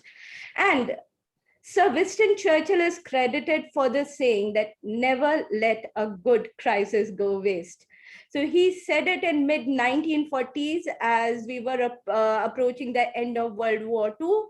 And with this fantastic panel today, let's dive deep and get better clarity of Teacher 2.0, let's cruise. So as the panel has already been introduced by Gaurav, I think I'll start with Ms. Kavita Sangvi. And hi, Kavita. So my question to you is, did you realize that there was certain amount of skill deficiency in teachers, which became absolutely prominent during COVID pandemic? And which were those skills according to you? You know, in the previous session of Dr. Pandey, there was a question that came from one of the participants about some teachers not even able to handle the shift in technology thing that happened. So what's your take on this? That was there a skill deficiency somewhere? And what were those skills? Over to you, Kavita. So much for having me. So there were many skill deficiencies, obviously. The first was the digital skills. And we realized that when they had to move across, sometimes creating a PPT also was difficult for them. But as they got very good in PPTs, they got very good in digital. Somewhere when the pandemic was going on, and I mean, when the pandemic is on and the transactions were happening, I noticed that teachers then depended on their PowerPoints and their videos to speak for them. And when they were doing the transactions with the teachers, with the classes, we were keeping the videos off and allowing the videos to talk for them, or the PPTs to talk for them, forgetting that education is more of relationship transaction, not just, and just a basic transaction. So this is what the skilling went on. They felt, okay, it's human. Now I go to digital. And then they forgot that human connection is very, very, very important. And they lost out on that. Second thing which came across to me is normally we teachers, we take ourselves very granted that we are here for teaching. So we forget that physically, we are not grooming ourselves well enough for people to be watching us at home. So suddenly now your video, your whatever is being watched by the parents, the grandparents, everybody is seeing you. So we forget that we're no more just the student and the teacher, but there's somebody else also watching you. So that is where I realized that that is another skill that our teachers have lost out on. And there was a research done on the effect of teachers' dress on students' attitude and learning. And it said that there's a significant prediction of students' attitude and learning, the teachers dressing up. So this was another thing that came across, that we don't take our dressing up also that seriously, that skills. And in virtual, it's very, very important. The third skill that came across very much was the action research, which was not done enough. So we were depending on textbooks, we were depending on Google, we depend on other things, but the action researches on whether what I'm doing digitally, is it reaching my students? Is learning actually happening? What is that I have taught, but what is the feedback? That is something I realized that was really, there was a gap on that. And so these three predominant things has come back to me again and saying that we did not do much in the field of research. We did not do much in the field of personality development. We did not do much in the field of digital. And we need to work on it once again. Thank you, Kavita. I think some real valid points made. And moving on to Nisha, because Gaurav has already told us that we are short on time, so you'd not like to exceed deliberating things in between. We'll take it all towards the end. So Nisha, which skills you can say got identified and established as essential survival skills for the teaching fraternity during COVID times, if you may comment on this? And will these skills of any use to them once life gets back to normal? So, I mean, we are expecting that things are not going to stay there. You are on mute, Nisha. Yeah, we are expecting that things are going to get better, right? Can you hear me? Yeah, we can hear you now, please. Yeah. Okay. Hi, good evening, everybody. Hi, Neha. Good to see you. And so lovely. What a great beginning. Loved your goggles. And thank you so much, Gaurav, and all the earlier sessions that have happened. Now, coming back to your question very quickly, I'd like to say that I don't know why we keep talking about teachers all the time. So I have a major issue with that. I think I would say we need to apologize to teachers. I say we as in the management and the principals, because I think somewhere we fell short, and the skills that we fell short of, whether it was pandemic or earlier or in future, which definitely would be relevant, would be that big empathy gap. We need to fill it up. We need to step into their shoes and see where they need support.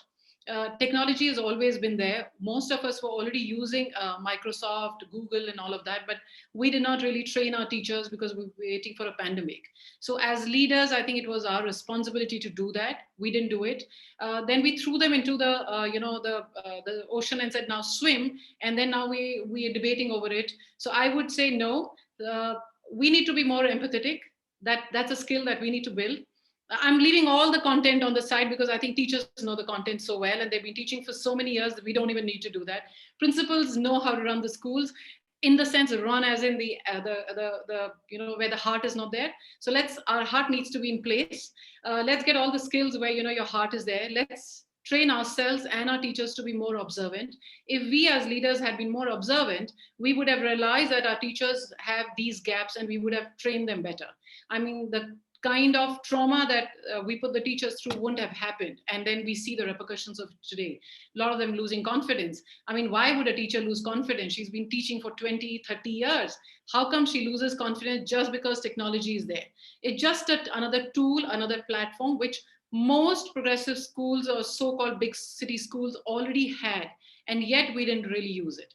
So I think the skills would also be a lot in terms of the context. So when I'm sharing this, there was one school that I was leading had all the technology and everything in place. So the transition was much easier. Whereas there was a school which was in the rural setup. So I would say, even if, technology was there, the children back home didn't have technology, so we couldn't have done anything. So I think it would be very generic to say, but largely if I put in, yes, technology definitely takes the lead. We should have done it right. And nevertheless, now we know what we need to do, and we need to take this forward because it is here to stay, and learn how to balance it up. More than that, I would say that, we need to start doing things like observation skills, questioning skills, empathizing, reading, child development. How do children respond? So like what Dr. Saraswat was also sharing yesterday, that it's not just making them ready for a job, it's making them ready for life. And I think that is where was the biggest gap, not because of the pandemic. Even earlier it was there. Pandemic, I guess, brought it too much on the face. And this is somewhere we need to really look at and step back and say, it's not just about the textbooks. It's much more the human side of it. What is a human being supposed to do? Build relationships, know how to talk to people, be able to communicate with each other. Learn to understand that there can be different perspectives. There can be different ways of reaching out to one particular solution. And all of that, if you take it to the classroom, then I think it's going to be relevant. Yesterday, it was, not even in pandemic. And I think even going future, it would be. Yeah. Gaurav, I'm sticking to the time. I really rushed it. Well, I think you made really bang on some very, very pertinent points. And I'm sure it's that connect that makes you do a lot of things which otherwise you won't do. So taking it further, now next, my question is to Miss Katewell. And again, as Gaurav said, even I won't dare to announce your surname because it is actually something I may mispronounce. So how do you deal with this crisis? And I'm sure you also must have equipped your teachers with the skills they needed to manage the virtual show. So, and was there any resistance from their end during this learning process while you tried, bringing them on track to, or were they already on track and this pandemic was not a surprise? Can you Good hear me? afternoon again. Yes, can you hear me? Yes, we can. Yeah. First of all, thank you very much for inviting to this panel. The discussion for these 2 days have been really, really interesting, and there are some many shared concerns across the globe, probably. And education was the most challenged one, but but I can, as I see it, being absolutely most one of the industries that did not really stop completely. That was the good thing about education. Sorry, coming back to my family name, it sounds as Marlak Elitze. Yeah, probably it's really strange, so don't bother to pronounce it. So the challenge that we face, definitely the same challenge. I wanna underline that the Anchor Riverside, that the school that I'm leading now, is a part of network, which is an Anchor Education and a network in Africa. So why I'm telling that? Because this network in that case was amazingly helpful with the central office. First of all, with this platform, digital platforms, online development, trainings of teachers and students. It's sometimes very costly and sometimes not really affordable for a single school to do. But in that case, we've been really lucky because we did on a network level that gave us some kind of flexibility. If there was something that my school could not afford, there was central office or the school in the neighbor country could support me. So that was amazing experience. So what we had to do is, especially what Nisha said, definitely teachers training. So what we give teachers to handle this from student sides, well, the students' anxiety as well, because they They were constantly worried that they could not catch up. We had a couple of students even drop out completely and telling, this is not for me and I cannot do it. I mean, I lost track of my subject, my progress and everything. And it was like going to students one by one, convincing them, building this confidence and giving this comfort to be online. So it was a lot. As a head of school, I usually randomly used to call students online as well and then talk to them. I mean, what we are facing, what are our common challenges, just to have a friendly chat with them, what kind of problems they face on a daily basis. There was an online behaviors thing as well. So how do we behave? There was even dress code mentioned here from teacher side, but also from the student side. And I realized that there is a need to have some kind of a policy about it. We all have code of conduct for teachers, for students, all of these policies that are regularly on school. But I kind of sat with teachers and students separately and said, let's develop something that we need to have some kind of ethical behavior frames during our online meetings, lessons, or whatever. So we came up with just one single page document that kind of gives us the comfort between each other. So if teacher asks you to put on your camera, you know that you have to, because it is in the obligations, it is in the code of conduct that the students signed up. So these were the main challenges. And another challenge that I was observing a lot of classes going to online classes, and there was actually this threat again from modern type of discussion and student-centered learning, go back to content-based and lecturing type of lessons. That was a real threat, I think. So because of that, we definitely we had to train our teachers with technology. For example, in this Zoom, how to use breakout rooms, how to do a group discussions, how to do presentations online. It's not only screen sharing, but material that can be useful, and also giving them platforms where everything is recorded. Whether it is face-to-face class or online class. Right now we have since pandemic, we have fully blended learning model, because our school facility does not allow us to bring all the students all together. So we have the alternation, and we use platforms like Canvas, electronic platform that is used no matter classes are online or face-to-face. So to make sure that the students and the teachers, they do not lose track of the curriculum, whatever they have covered, what is done, what kind of assessments are done. But definitely, despite of so many different types of support, challenge is still is there, because most of the students, they want to be at school, they want to socialize, they want to see each other. Even the days that they come to school, we have to be always next to them, telling them, so they keep distance, please keep your masks on, because the danger is real, unfortunately. But probably most often what I want to say that we try to catch up. However, maybe we cannot be 100% sure that we are really on the same page where we would be in regular situation. But on the other hand, that I want to, I'm discussing always with my teachers and students, is that we need to admit that there might not be fully going back to normal as we used to call normal before. So there is something we need to look into the future, not to strive go to back, but go forward. Thank you.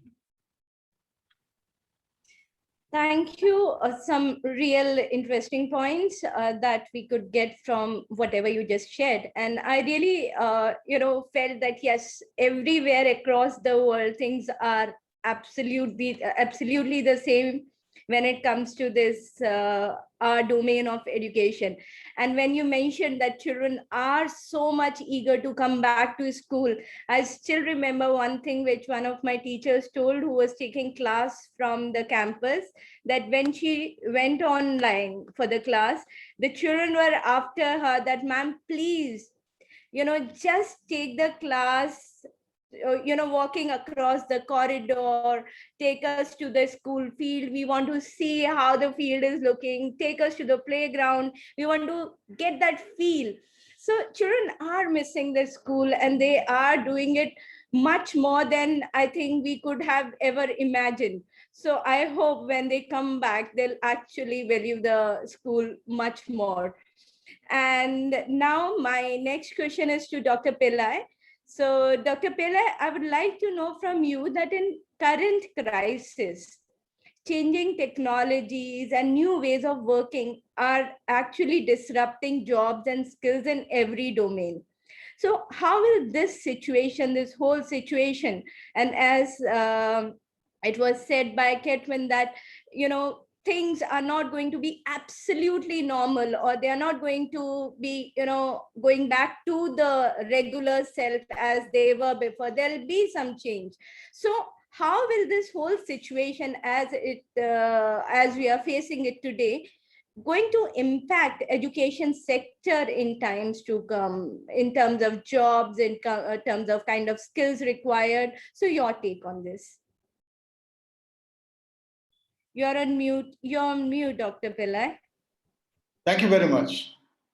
It is not that it will impact, it has already impacted. A lot of great things have happened. I will say great things have happened in education sector. Still happening. Well, we are still experimenting, and these experiments are unfamiliar in many ways. We don't know how the education sector will be like in future. But as other speakers mentioned, we are sure of one thing. What we thought temporary is no more temporary. The classrooms will not be the same as the ones that we knew before the pandemic. Even after we contain the current pandemic, new pandemics can emerge. Therefore, we are likely to continue to work within the same precincts or continue to work with the more and more restrictions. In these new circumstances, some popular ways of instructional approaches are already outdated. The world is now talking about hybrid, and the other day I even heard a new term, phygital teaching and learning method. I'm very hopeful that the situation also will lead to exam reforms. I was listening to the earlier sessions, and exams were very much discussed. And this is something that will happen, I am hopeful. Well, in this world of cutting-edge technology, with infinite access to unfathomable information, the focus on cramming is meaningless. So we have to understand that learners need to be trained to select and use the information appropriate to each context. So we have to accept that the examination system that is still prevailing, of course, exams didn't happen a couple of years, but it prevailed, or probably will prevail for some time, will actually is something testing the retention of knowledge. Though certain percentage of high order thinking skills are tested by some examination boards. What we need is criterion referenced examination system or assessment system in a modular format, backed up by the evidences of learning and supported by the professional judgment of the teachers. Well, this situation will sometimes make the textbooks outdated.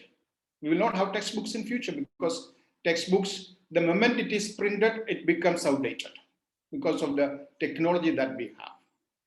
This situation will also make the educators open-minded, to encourage the learners to select, deselect and apply knowledge appropriately.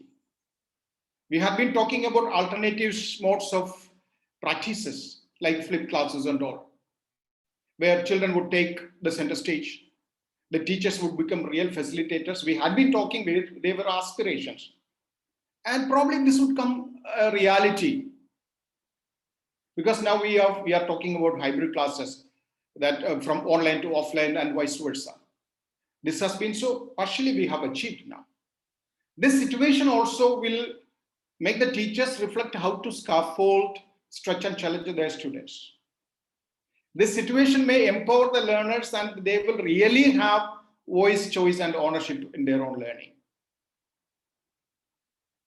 Lifelong learning will become imperative for teachers, because if they have to continue, they have to become lifelong teachers, because even the technology is getting updated immediately after it is brought in. So institutions, teachers, school leaders, even students who are unable to adapt to meet these demands will be simply evicted from the system. This is what I think that will happen after the pandemic. The current pandemic is contained. Thank you very much. Thank you, Dr. Balay. And that sounded really scary. Evicted was one strong word. I mean, I'm already feeling that I'm seriously on a projectile just moving out somewhere. So please save me in case something like this happens. And then Miss Preeti, so my next question is to you, and I hope you'll give us some reassurance from whatever you share with us.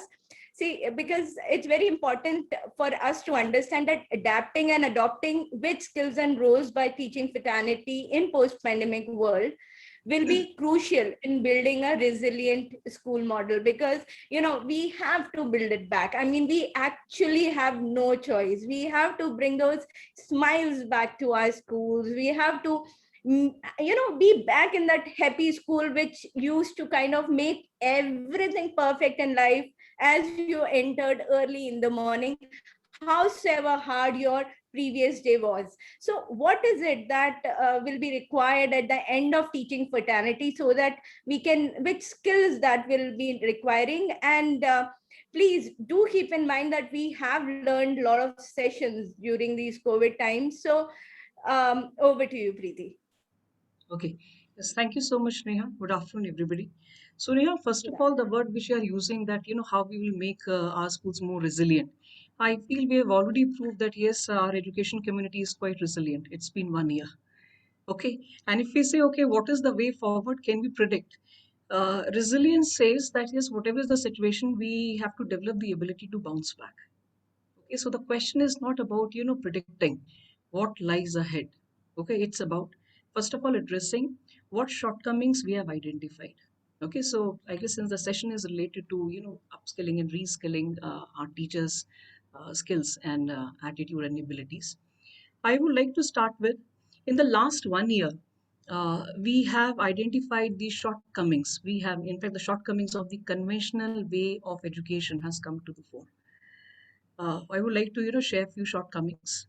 One is, which we have realized now, we made very little effort to make our children independent learners. Somehow, before pandemic, the situation was that, yes, as a teacher, we used to take the responsibility that, yes, I will teach you. Okay, and our children, they're still suffering from, in one of the webinar, I heard this term totitis. That is, yes, you teach me and then only I learn. And now when we are running our virtual schools, we have realized earlier we could afford to be control freak, but now the control has gone out of our hand. So it's high time to make our children realize that they need to take up the responsibility of their learning. We need to, create an environment where our children will become independent learners. The second thing is, all of us, we have experienced in the last 1 year, the problem of not switching on the camera or the microphone. So this is nothing but the passive way of, participating in the learning process. That means we made very little efforts before pandemic to ensure that our classes should be the active learning spaces. Oh, see, I guess since ages now, I feel we've been talking about flipped classroom and active learning, inquiry-based learning and all that, isn't it? But I guess now this pandemic time is the real test for us. If we know the theory, whether with the good intention we really applied, whether we really took the risk, to move away from the traditional way of teaching. So now the condition has forced us that yes, now it's not about taking a risk. It's about, yes, this is the need of the hour. So the second, again, I would like to repeat the same thing. The second shortcoming of our conventional way of teaching is that the children more or less they remain passive. Third, we have already spoken a lot about assessment. The relevance of assessment, I guess it's very much clear after knowing what decision has been taken by CBSE and other boards for board classes. I guess we should be glad that CBSE decided that the result of your class 12th or at least your high school cannot be just based on 5 subjects, 5 days, 3 hours in one examination room. It should be result of a couple of classes, 10, 11, and 12. In fact, I would say yes, this is the way forward. Ideally, our progress report or report card should be a multi-year narrative kind of a thing. Because ultimately it's not about just how good a child is in physics, accounts, economics, so on and so forth. It's about how exactly the child learned that subject, how quickly he picked up certain concepts. So when the child was failing to understand the concept, okay, that how much time did he take, okay, whether the child gave up in between, or these I would say the elements of the character are equally important when it comes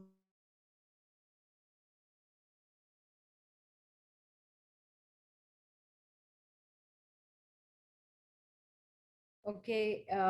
be created. Preeti, Yes. yeah. Can you hear me?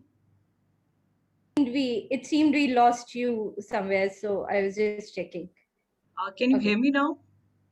Yeah, we can hear you now. Okay, so fine. I think very importantly said that fair, assessment should be more broad based. And, when you spoke about that whole idea of not switching on the camera, so that reminds me of the kind of student I have always been, looking at the corner, the remotest corner of the class where no teacher can absolutely locate me. So I think that also is the kind of feeling that you get, if fine, nobody can see me, nobody can locate me. But then again, when we talk about these crisis events like this pandemic, so these can and should shape our thinking and represent a rare but a window of opportunity to reflect, reimagine, and reset our priorities. So I think this is time for us now to think, of course, we discussed that where the issues were, what got missed out at our ends as leaders, as, people who were actually running the show. So I do agree that teachers are not to be blamed for the whole thing, but then we also have to learn a lesson from whatever has happened, how things have been. And now a very brief, statement from all of you as to what are your ideas about upskilling, reskilling of teachers in post-COVID times. Just two brief statements from everyone, and we'll do it, anti-clockwise. So we start with Preeti now this time. Okay. Yes. Once again, thank you, Neha. Neha, I would say keep an eye on the emerging trends in the education field. Okay, so it is very much clear we are heading towards self-paced learning. This is one thing. Okay, if you talk about academies like Khan Academy or Byju's and all that. Okay, second is this is a human construct that we have 5 periods in a day or 6 periods in a day. Okay, and a child needs to learn 5 subjects. So the time has come when we have to erase all these lines. Okay, a child learns at his or her own pace. Okay, so share the material, share your short videos, use the flipped class model. And third, I would say, which I really wish to see, the same age group. This is the last one. Okay, we are in a habit of putting all the children as per the age group. But if you're talking about MOOCs and the online courses, okay, the way the learning is happening in the same course, you will find cohort belonging to different age group. And this will certainly enhance their understanding of the concept. This will certainly, make their journey to master the concept far easier. Thank you. Okay, though you overran, but it is okay. Your points are well taken. And Dr. Pillai, what is your point on this? 2 points. Point number 1 and point number 2. Quickly. Thank you. But before making my point, I would like to say that it's not a narrow opportunity. It's a sea of opportunities. Okay, we are talking about hybrid learning now. And hybrid learning, many teachers think that it is just turning the handle whilst the learners learn themselves. It is not that one. It demands much more engagement for educators more than ever. So these forums the online forums have advanced the social, empirical, and analytical capabilities, which can be used for better, deeper, and more fruitful learning, more than the face-to-face situations. So for that, the teachers have to be trained, skilled. Thank you. I mean, that was fantastic. This was really fantastic. You really made a very important point. And I think this is not just going to help us in these times, it's going to support us in times to come as well. So, Ms. Ketwin, your take on this, that what is it that we should be doing to upskill and reskill our teachers? Yep, many challenges, many actually things to do. But first of all, we need to, I think, always remind teachers and tell them the learning outcome, whatever learning outcome they had in normal classes, normal regular classes, it is still there. So they still need to reach that learning outcome that they thought of before online, blended, hybrid, or whatever learning we are right now. So stay student-centered, and probably definitely teach how to learn more and more about independent learning skills. This is going to be the kind of killing two rabbits, because this is going to be a very helpful skill for our students when they are going to the universities as well. So in that case, that's an advantage. I guess that's all. I think, yeah, so I think very valid point. And here I'll just simply say one thing. We were talking about building some sort of culture in school.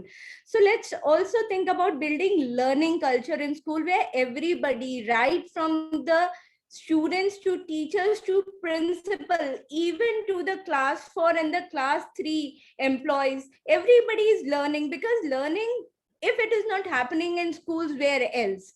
So that is what I would like to maybe sum up what you just said as. And now, Nisha, your turn. Your 2 very valuable nuggets. Okay, so the first one, I would say that let's keep the child in the center and let it all revolve around the kid and not the teacher and the school and the principal or whatever, because he's what we are there for. Second is that, as far as the teachers are concerned, and I also take the principals as being part of the teacher community, it would be that let's not focus only on the content, like what earlier it has just been said. Let's relook at our learning outcomes and let's make it more broader than just teaching them the concepts of a particular subject. Let's look at beyond that, where we also take that in place, plus also make them move towards a real holistic life, where we empower them to be more happier, more confident, and more independent in approaching any kind of a pandemic, if at all that happens, because there is going to be maybe even worse happening as the years progress. So let's just empower them for that, not just being able to pass exams. So these are 2 things that I think I would like to focus on. Thank you. I think it's very important to stay prepared for the worst, so that you can actually cruise through, you can actually sail through, even if the seas are rough. And now, Kavita, your turn. Last but not the least, but I'm sure some very pertinent points. So I have just one acronym, TIES. increase the drive of the teacher, ensure that there's monetary motivation, industry collaboration of the teachers for mentorship, have capacity building for the teachers, invest a lot in teacher training, and create an environment for research, because research is the key to success. That's all. Thank you so much. Well, that was really fantastic as the final statement. So, well, here, I mean, if I may be allowed to say, the forever accurate crystal ball of future, teller Miss Madam Neha says that Teachers 2.0 more than ever will need to navigate the shifts resulting from COVID pandemic by independently, I'll say, developing skills like empathy, resetting their goals, all the 21st century skills, so that, as Darwin uncle said, that, survival of the fittest will be possible only for the teachers who are fit, not just physically, but also emotionally, socially, cognitively, and spiritually. And those who are having, say, this resilient quotient also well in place along with their IQ, SQ, EQ, and everything. So I think I'll just say that this was indeed a panel that I really enjoyed interacting with. And for me also, there are a few things which I'm going to bring in for my team and plan to make them better skilled to handle whatever comes next. So maybe we can are we in a position to take some questions, Gaurav, or yeah, we can take a few questions. Absolutely, go ahead.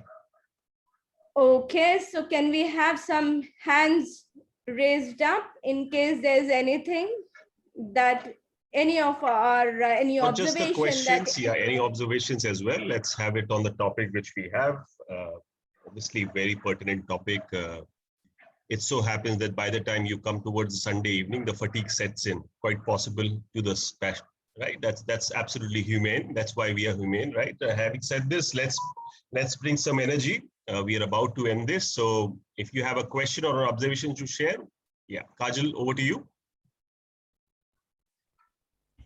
Good evening, everyone. This is Kajal Marwa. I'm from Jabalpur. And I'm really second to one of the thought which one of the panelists said, that we really need to also understand from the side of the teachers. They have also undergone a lot of turmoil, mentally, physically, and emotionally. So it is our responsibility as the leader to empower them correctly. And for this, it is very, very important that we all are, being clear with our vision, with no ambiguity in our thoughts. Thank you so much, everybody. I think, Kajal, you sounded like a very empathetic leader and really well said. So we have Roshan Patel. Please, Roshan, you may go next.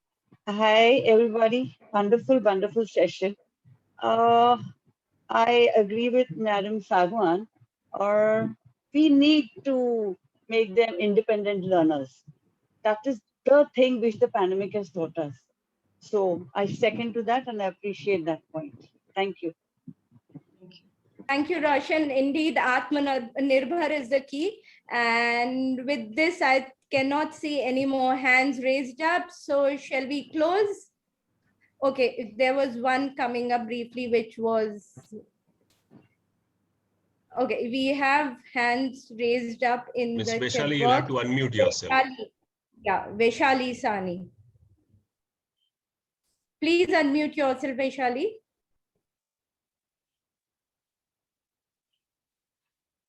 Yeah. Good evening, everyone. Thank you for giving me this opportunity to speak in the IPN.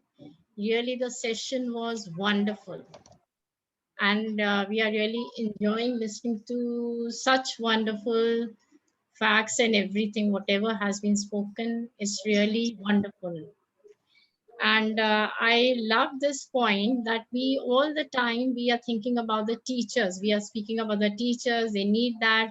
But the teachers are really doing the best at this moment and have put the students in the best place. So we should be thankful to the teachers for doing everything, the hard work, the new technology they have adapted, everything, we should be thankful to them as well. Thank you. Okay, so you said it right, Vaishali ji, and to end, we'll just do one thing to celebrate that spirit in our teachers. We'll just give them a big round of applause, all of you. You can either clap or, show that emoji, but I think this is for all our fantastic teachers who made us feel that, yes, they can do anything and everything with a big smile on their face, and they are the ones who actually supported us as leaders. We are absolutely nothing if they don't raise to the whole thing, if they kind of step back. So big salute to all of them. And on that note, over to Gaurav. Thank you for giving us this opportunity to voice our views, our concerns, and over to you. Thank you. Thank you. Thank you very much, Neha. Thank you for doing this.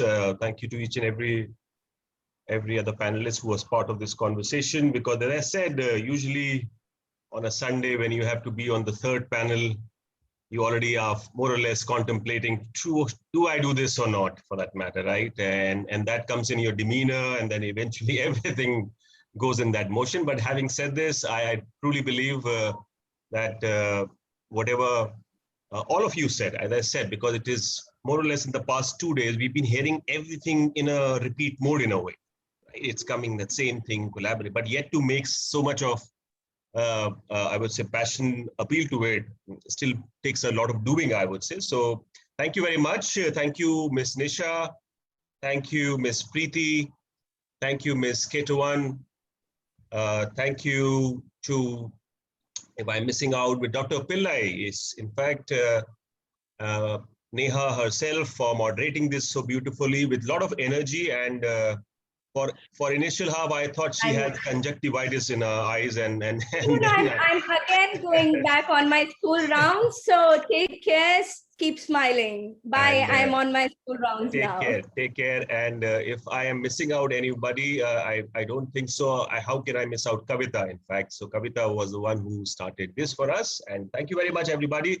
We are now getting into the fag end of this 2-day program.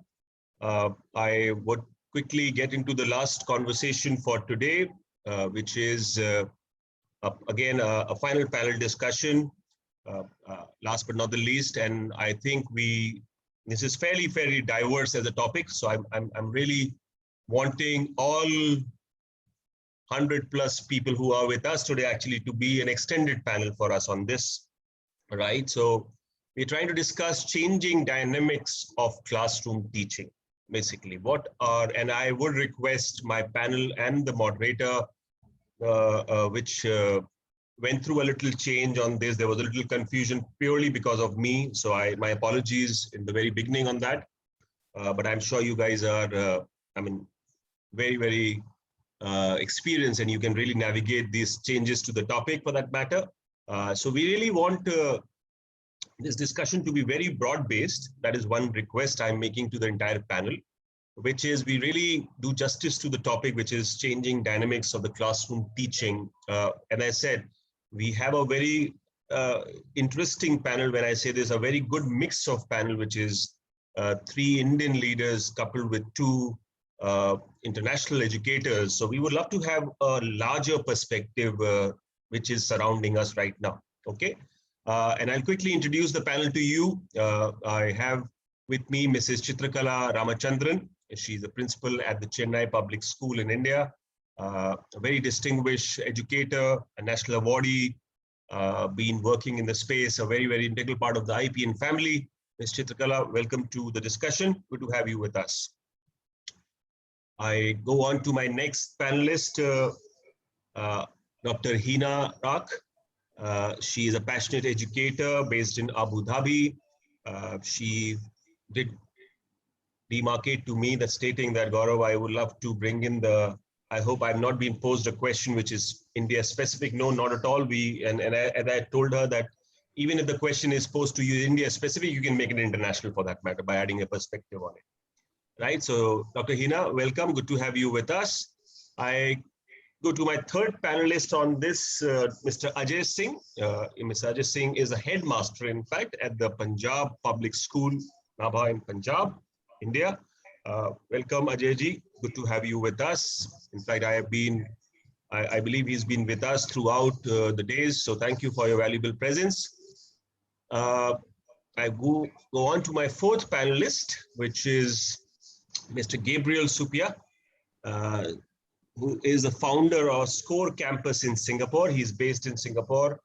So, and I personally believe Singapore is a hotbed for a lot of innovation at the EdTech level, and a lot of educational excellence comes through that region. So we would love to get a perspective from you, which is more holistic from that region. Obviously, you will share your own experiences as well.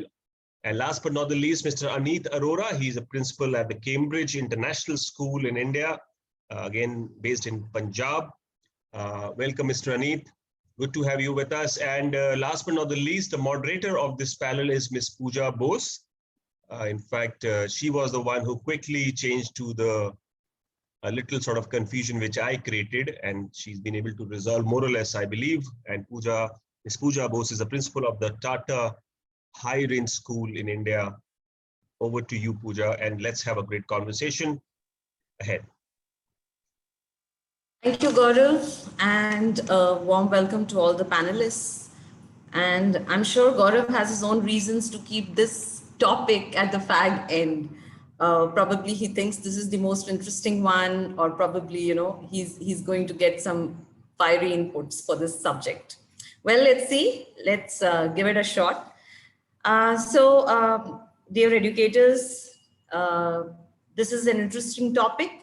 And earlier the topic was about teachers, and now it is about the dynamism in classroom. But to the best of my knowledge, both are interdependent on each other, and each complements the other. So we really haven't got very many changes to make in terms of subject. But as we all are aware that we are living in an era of accelerated changes, and these are happening at various levels, not only at the level of technology, but also at the level of economics, social level, conceptual level. Everything is undergoing a tectonic shift. And these changes obviously are reflecting in our schools. The schools have been through some major transitions. Earlier, it was said that it took an entire village to raise a child, but now it seems that the schools are looked upon with a lot of expectations to raise the children of the society. At the core of all of this, and the person who is operating at the basic level, at the grassroots level, is the teacher, and he or she is operating in a space called the classroom. Now, as we all know, that classrooms are no more physical spaces. They have become more of mental or virtual spaces, or a conglomeration of learners and teachers from various backgrounds, from various nationalities, from various interests, and that composes a classroom as a whole. Dear educators, we can transform education only if we are able to transform our teachers and our classrooms. It goes without saying. But the reliance on old techniques, which was more than necessary in the past, have been given a catalytic push, and a new classroom is emerging fast. We all know that. And the teachers who refuse to learn, who refuse to unlearn and relearn, are slowly and steadily realizing that their worth is diminishing. So as the previous speakers had put across beautifully, that the teaching is undergoing a change, classrooms are undergoing a change, curriculum is undergoing a change. So basically all of this is changing because the society is undergoing a change. The need earlier, why the schools were created in the first place, and why the schools are, what are the expectations from schools now, the entire gamut of expectations have changed. Henceforth, everything which goes into the making of a school will obviously change. And the pandemic has acted like a catalyst. But it was sooner, I mean, it had to happen. It's just that it's got a push. Now, my first question, or rather a point of discussion would be to Ms. Chitrakala. And that would be that, teaching and classrooms, they need to be flexible in, designing, in their designs. And, it is left to the teachers to create digital resources, to do presentations, to do projects. But do you think that that's all that goes into the making of a modern classroom, or there's more to it than that? Over to you, madam.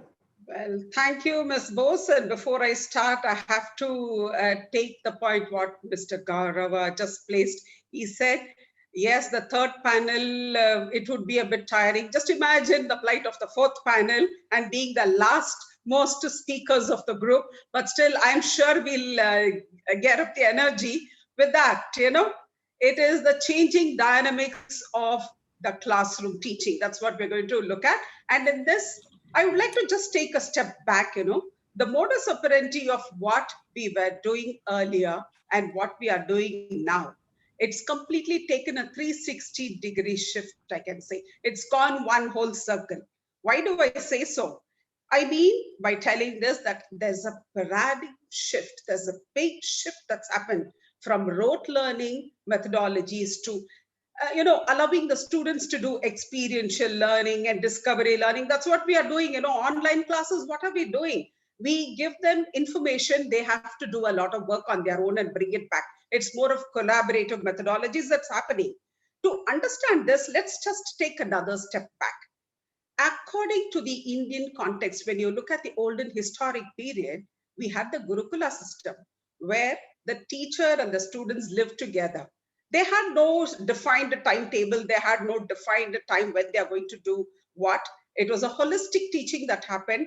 They learned from horse riding to philosophy to history to archery and so on. So this was so versatile for the children. And today, if you look, again, we are slowly going back to those kind of times where the teacher is giving opportunities for the child to learn by himself.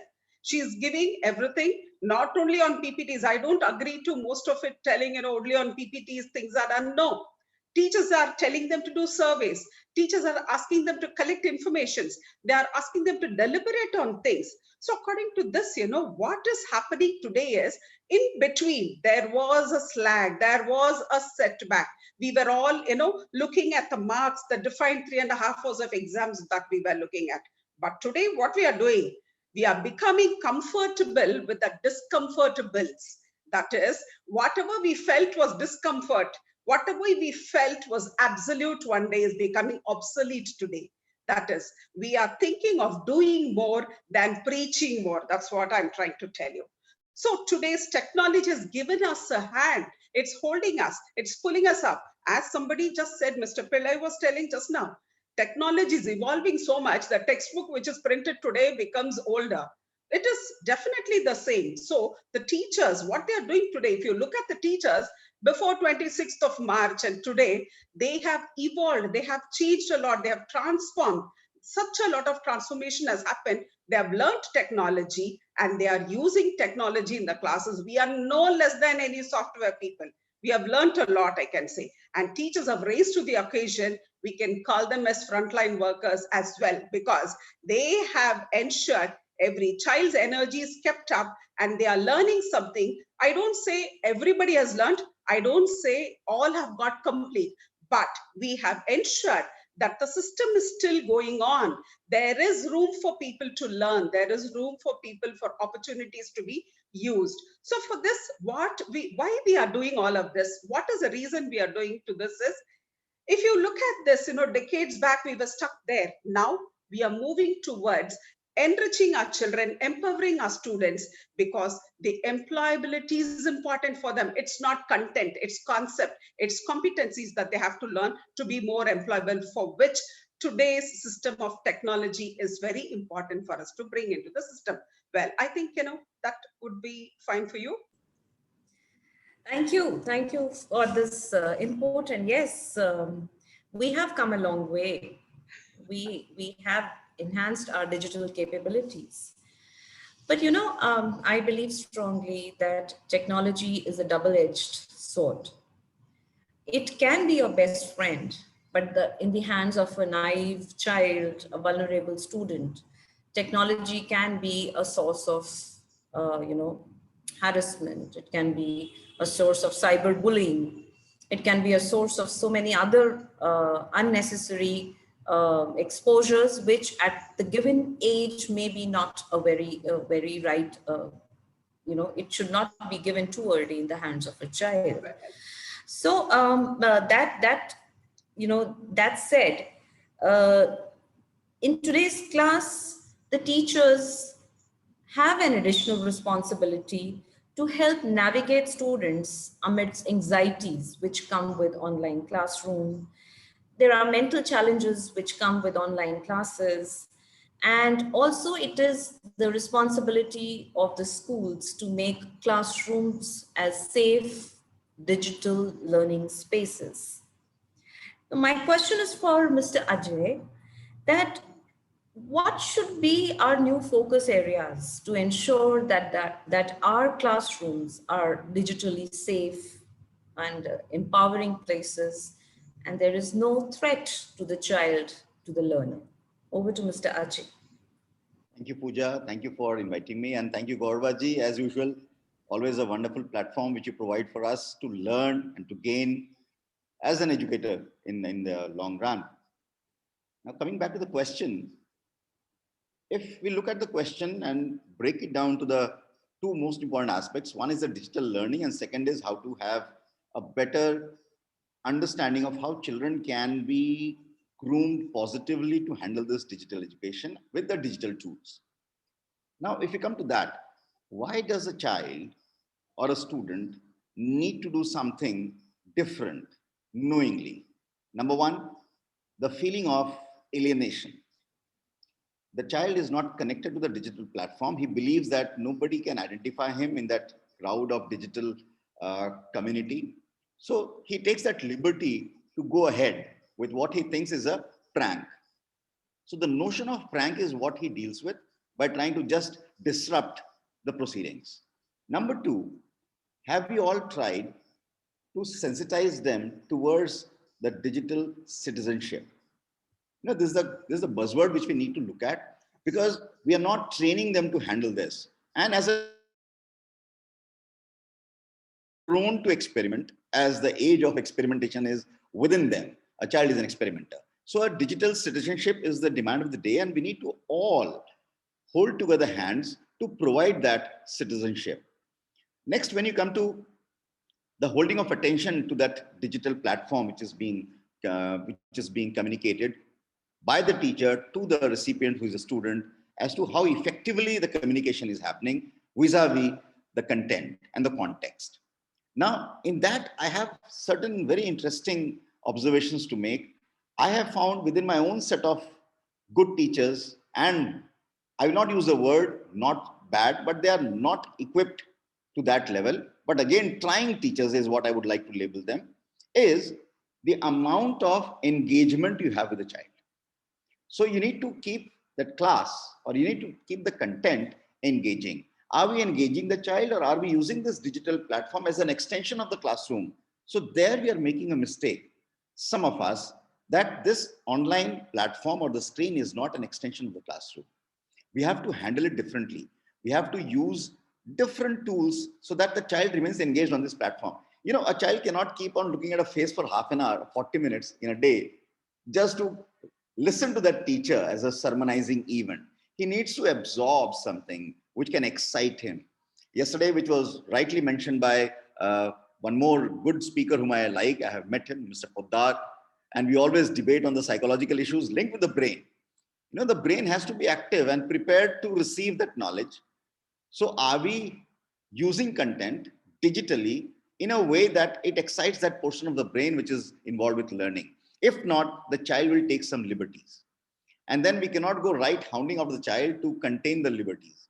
We need to teach them to be the proper citizens, right? Next, if you look at, and now why this is important is, again, I'll take some feedback from yesterday's session, where again, one of my colleagues, Dr. Madhav Saraswat, mentioned this, and that is where one of the key also lies, that we have focused our education on livelihood and moved away from the education for life. So if you keep on adding to your classes this important segment, which also links to your emotive, social, your relational goals, along with the technological goals, I think we'll be achieving a ground where the children will also evolve and develop as a good recipient of not knowledge, but transaction being done on the digital platform. So my real takeaways are that we need to identify what we are doing. We need to decide which platforms to use. We cannot use all those things which have been circulated by the market. You know, we need to decide and choose which is relevant, right? So we need to go ahead. And secondly, like this year, what I have done for this test, I can just share with everybody. I said we'll not do a pen and paper test. We will do a Viva face to face. Now there is one-to-one, a child on the screen, the teacher on the screen, and they're talking to each other. You know, that did wonders to us. We have found a real way of testing the real marks without depending on the fabrication of marks. We also went ahead and gave out some case studies. So we need to decide that this platform is supposed to be done in a relevant way, as per the age, as per the expertise of the child. Then only we can succeed in using this platform as per the changing dynamics. My last, before I can conclude, is again, I also go back, my favorite author is Ved Vyas, and the favorite book is Mahabharata. Now there was a guru who could, churn out 5 different peoples. I'm just talking about the Pandavas. They were all groomed together, but they all had a speciality.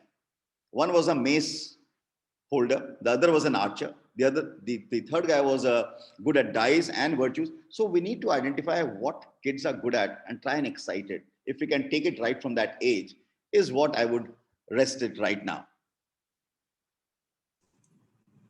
Thank you, Ajay, for these wonderful inputs, good thoughts. We tend to believe sometimes that upskilling is only limited to taking online classes.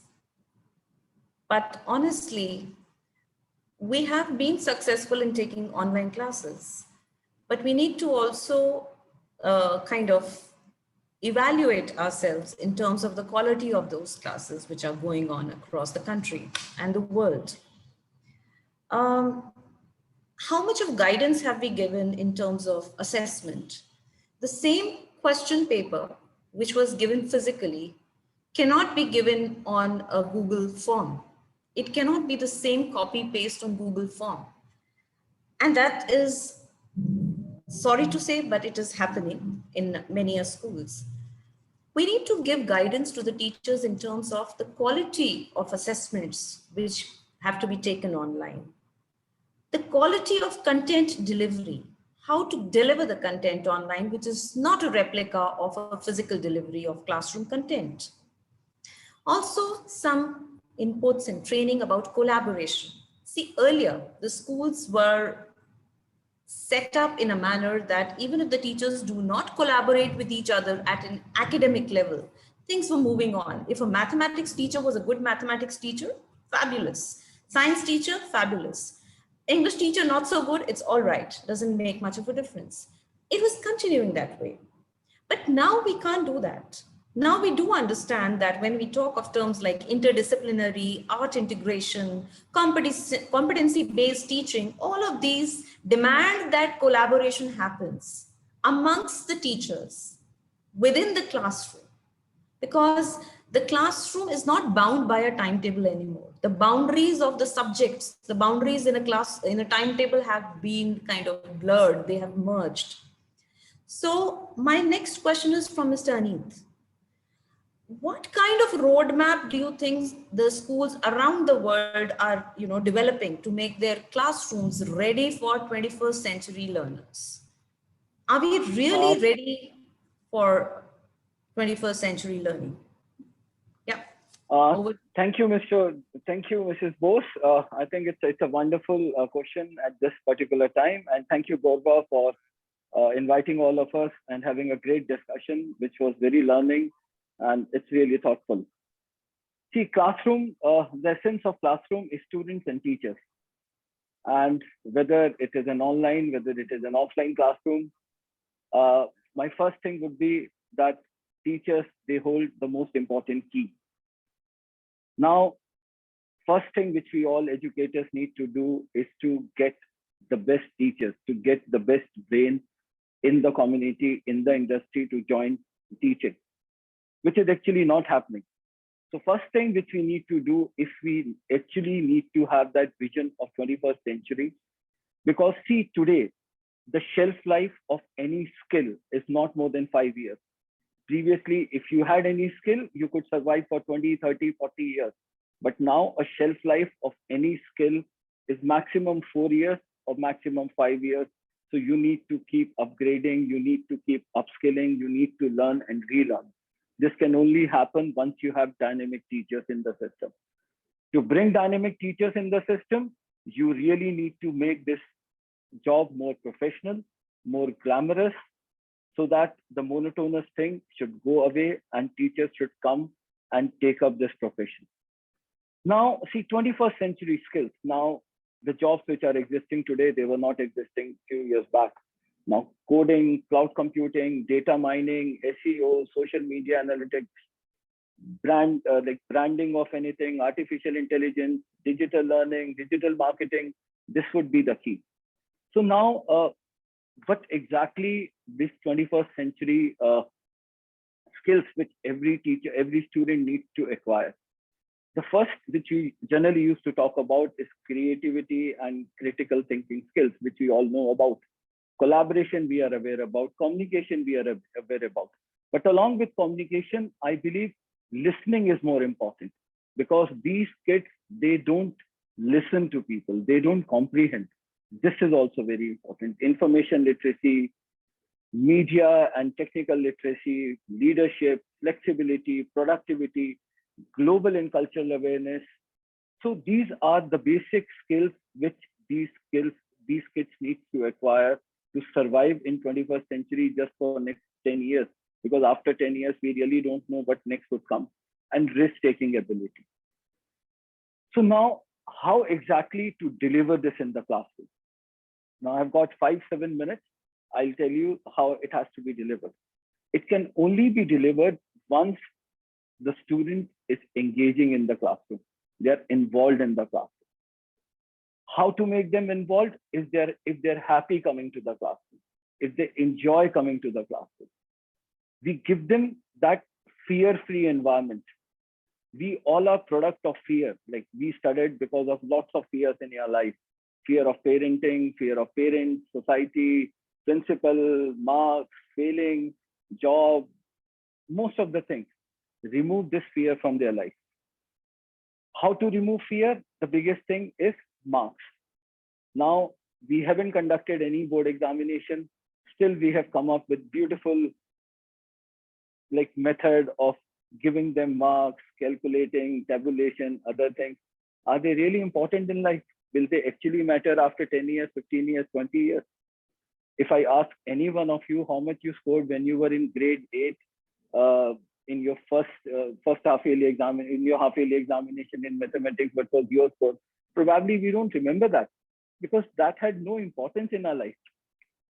If I'm asking any one of you, how much you scored in grade 9 or grade 7 or grade 6, but why we are making so important? Why we are categorizing? Mr. Ajay very beautifully said that he loves the Mahabharata thing, that why they had one skill and why the person had this skill. But Mr. Ajay, nobody was even aware that how much marks Arjun got and how much marks Bhim got. Nobody was aware of that. So there was no grading parameter for them. So if we actually talk about 21st century learning, we actually talk about collaboration, remove marks from the system, give different choices to the students. Now, when we talk about giving flexibility to the students, first we need to give flexibility to the teachers also. Now, every teacher is bound to complete a particular curriculum, a particular system, lesson plan by the end of the week, by the end of the month, when they have their checklist. once we are not making our teachers flexible, how we could actually make our students flexible. So flexibility has to come from the top. So we need to allow our teachers to function in a flexible manner. Then only the students can enjoy that flexibility. So the complete mindset has to be changed. The complete outlook has to be changed if we need to have more engaging classroom. Because as rightly said, the real learning is outside the classroom. 80% of learning never happens inside the classroom. It is always outside the classroom. But still we have got 4 walls. So according to me, if you want a 21st century learner, take them outside the classroom, break the barrier of the walls, break barrier of a teacher. Every day, we never need to have any fixed curriculum. That should be an inquiry-driven curriculum where the students can inquire, they can talk, they can discuss, they can collaborate from their school, from any nationality, any country. I think this is more important. Their global awareness, cultural awareness, accepting people as they are, getting along with people. This is something they need to understand. These basic skills, they would learn one day or the other. That is not going to create major difference in their life.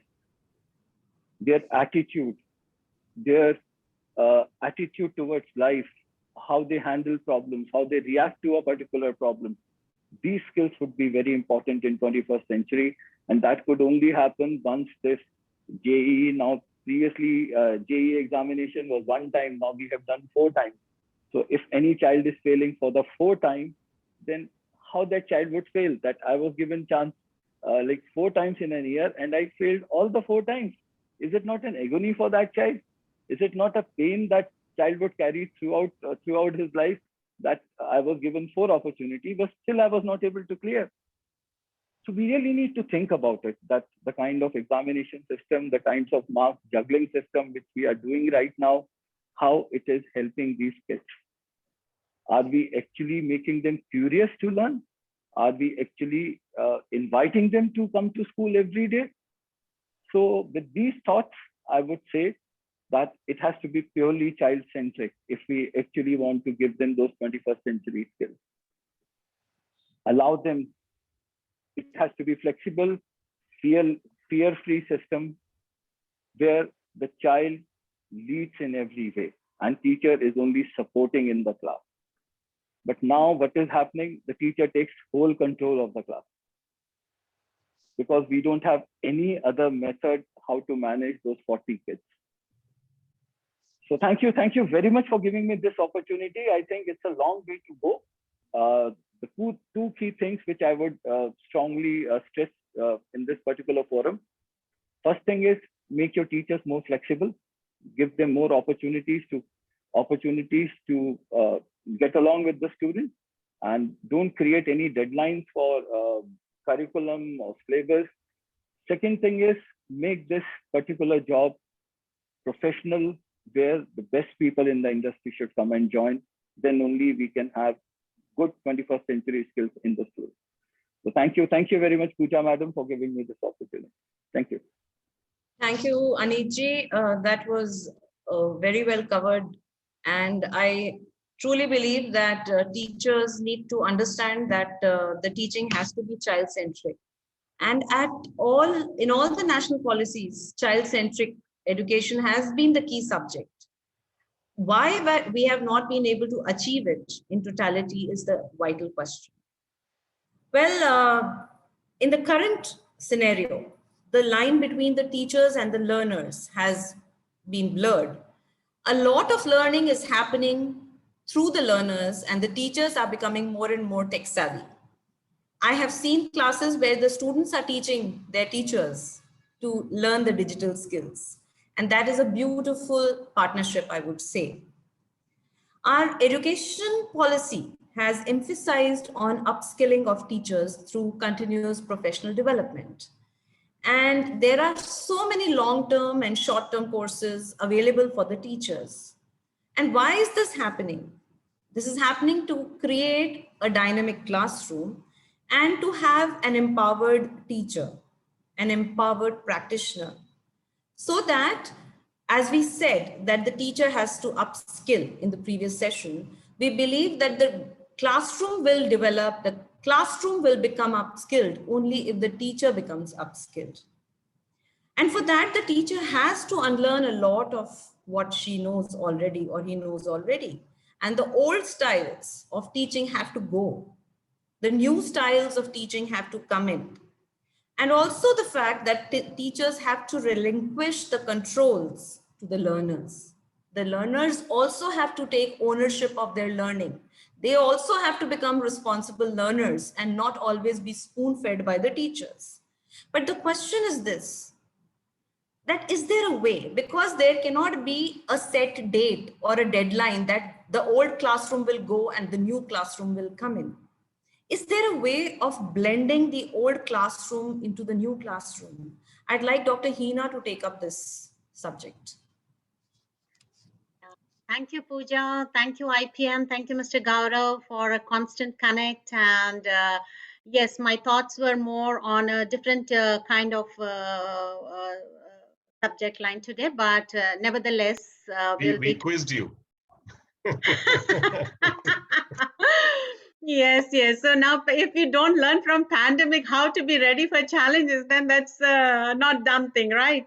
So we are just going to talk about how the classroom spaces are going to be used in future while the teaching returns to normal. So I'll talk about UAE schools in particular. Like what we have been doing is that in UAE, many schools, we have started using the learning spaces, keeping the students in bubble groups. And also the schools have organized. See, now you cannot say that we have learned something hard way and you don't want to go back to. So hybrid mode is going to be the most accepted mode. I'm sure about it. And it would be a blended learning. It would be hybrid learning. And how are we going to have this? And we don't even want to return to the old normal, right? We want this new normal to be integrated, incorporated in such a beautiful way. Because the lessons that have been learned hard way, the technology which has now come into the classrooms and making its a positive impact, the teachers who have upskilled and reskilled themselves, and I don't think so we want to let it go in any case. So but yeah, when we come back to the learning spaces, how it is going to be utilized, that school can have organized timings for breaks to limit crossover between classes, or it's highly advised that the student remain in the classroom, or however this may not be feasible if students need to share facilities or labs, or there are physical education teachers can provide distance learning. So we had a beautiful sports, virtual sports meet. Now, just imagine that, how could that be possible? And it was excellent. All our campuses across the global schools, whether in Japan, Malaysia, Singapore, India, we are spread across, and we could have that. So a new method. Now we'll have the collaboration, as my very learned colleagues were talking prior to this, that collaboration will be there. Anytime, anywhere, learning will have to be there. As rightly mentioned in a few of my learned speakers who said that, and I term it as Gurukula to Google classrooms. I feel that that personalized learning exists.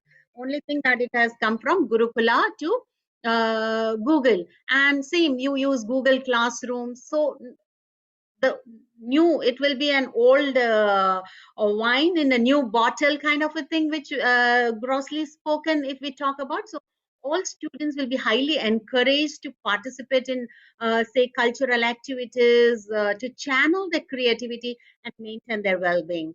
And cultural activities that are part of the curriculum, such as arts, or may take place under the condition that social distancing is implemented, musical instruments, or so school reopening, when we come to normal classes, or should be consistent with each country's overall COVID-19 health response to help protect students, staff.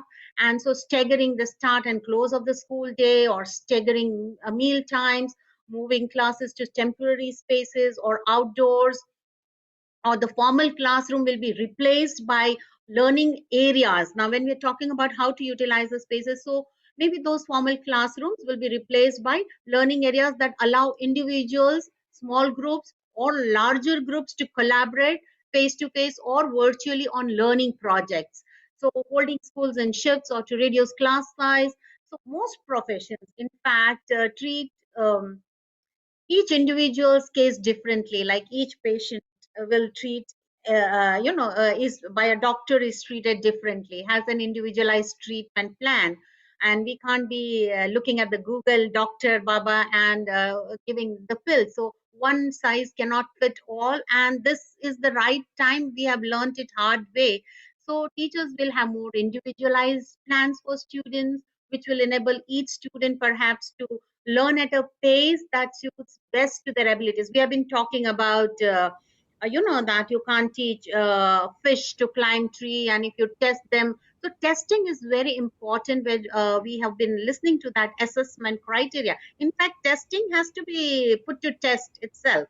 So whether that is required, in what way it is required, how much it is required, so we are not going to test anymore to whether the fish can climb the tree and pass on the judgment and the grades. So many schools are making plans to catch up lessons to bring students back up to speed. This might include starting the year with a refresher or a remedial courses, after school programs, or supplemental assignments to be done at home.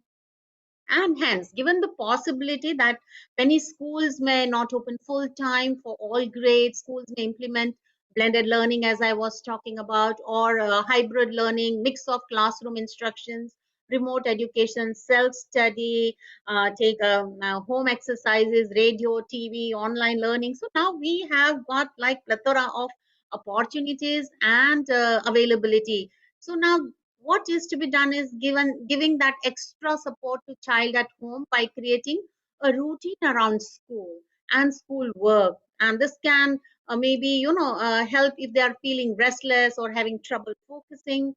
So grading is a waste of time. Assessments have to be now designed very, very carefully, because the sole purpose is to point out what is at the top and who is at the bottom. That should not be the thing. So assessment in future will be evidence based, maybe using measures that allow plans to be drawn up and personalized.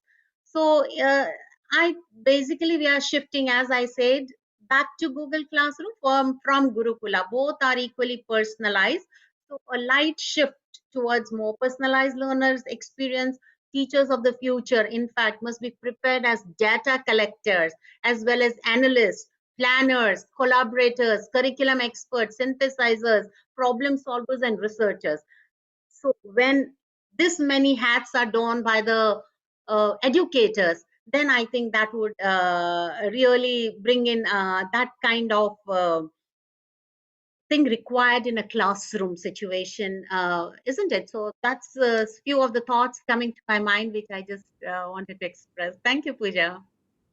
Thank you, Dr. Hina. In fact, this is an interesting phrase, and I'm going to catch on to it, from Gurukula to Google. But my next question is, and I often wonder, what is going to happen to our classroom spaces?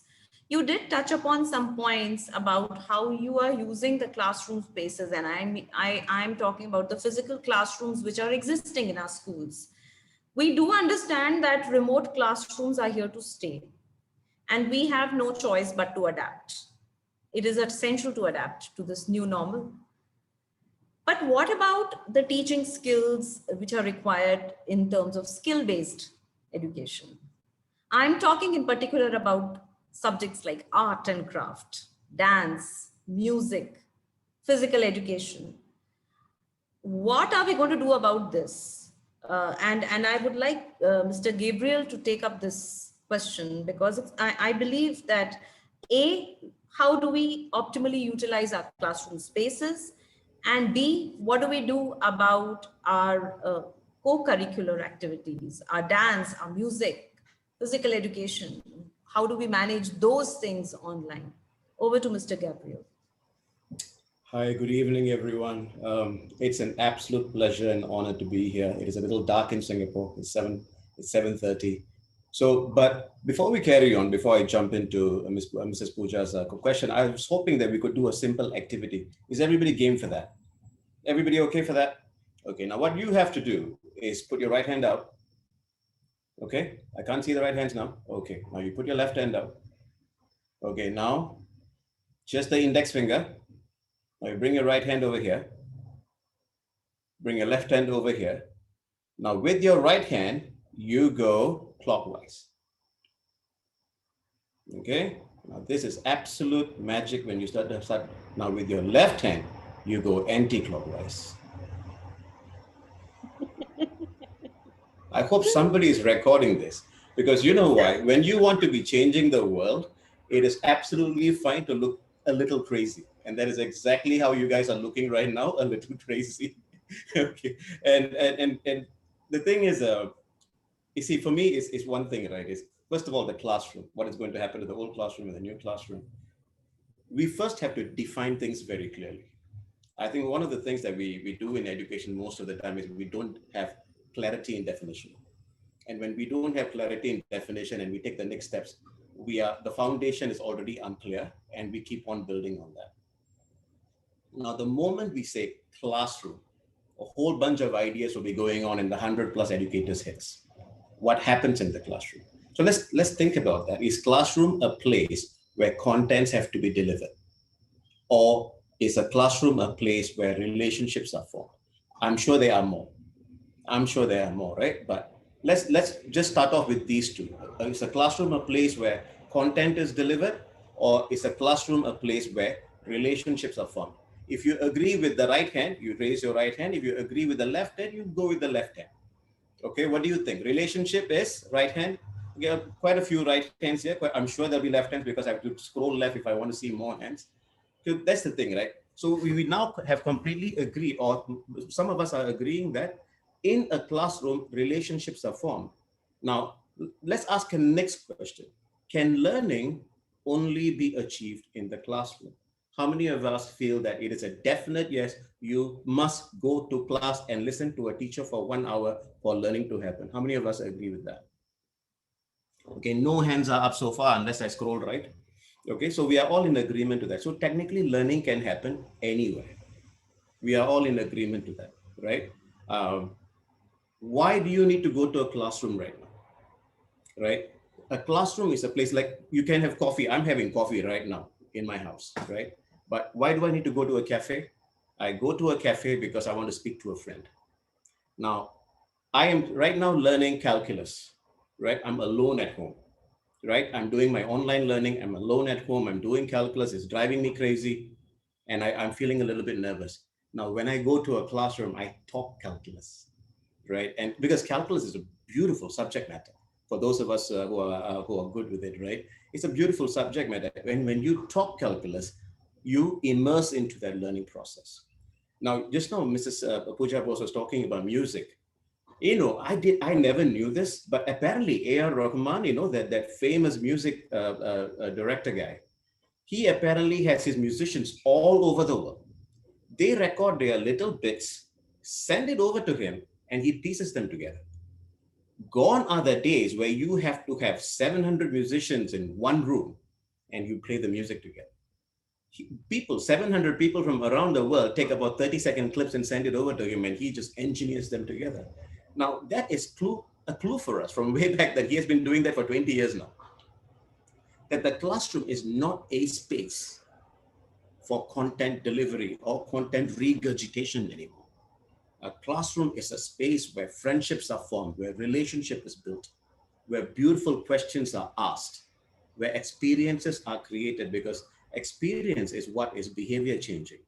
Contents are almost never going to change behaviors, right? If I ask anybody over here, what is the formula for, I don't know, what is the formula for work done? Some of us will get panicky. But if I ask you to climb on top of a bicycle and start cycling, it is like second nature to you, because one is experiential, the other one is content driven. Art is the same thing, isn't it? You can draw from anywhere. I mean, you really think about it. Would you prefer to draw inside a classroom with walls? Or would you like what Mr. Anik Arora said, would you like to go out of the class, go to a beach, sit down somewhere, and then just get wild with your blank canvas? So those are the things, right? The classroom is existing not for the purpose of content anymore. The classroom, it has already, a lot of good educators have been doing that from young. If all of us think about our favorite teachers from young, right? You always remember they did not teach in the classroom. They spoke to us. They related to us. And that is why we remember them for a lifetime. So those are the things I wanted to quickly come by and explain in a slightly, I just wanted to stress the fact that I love the fact that there are so many thought leaders over here, and I really did not expect this kind of a sharing.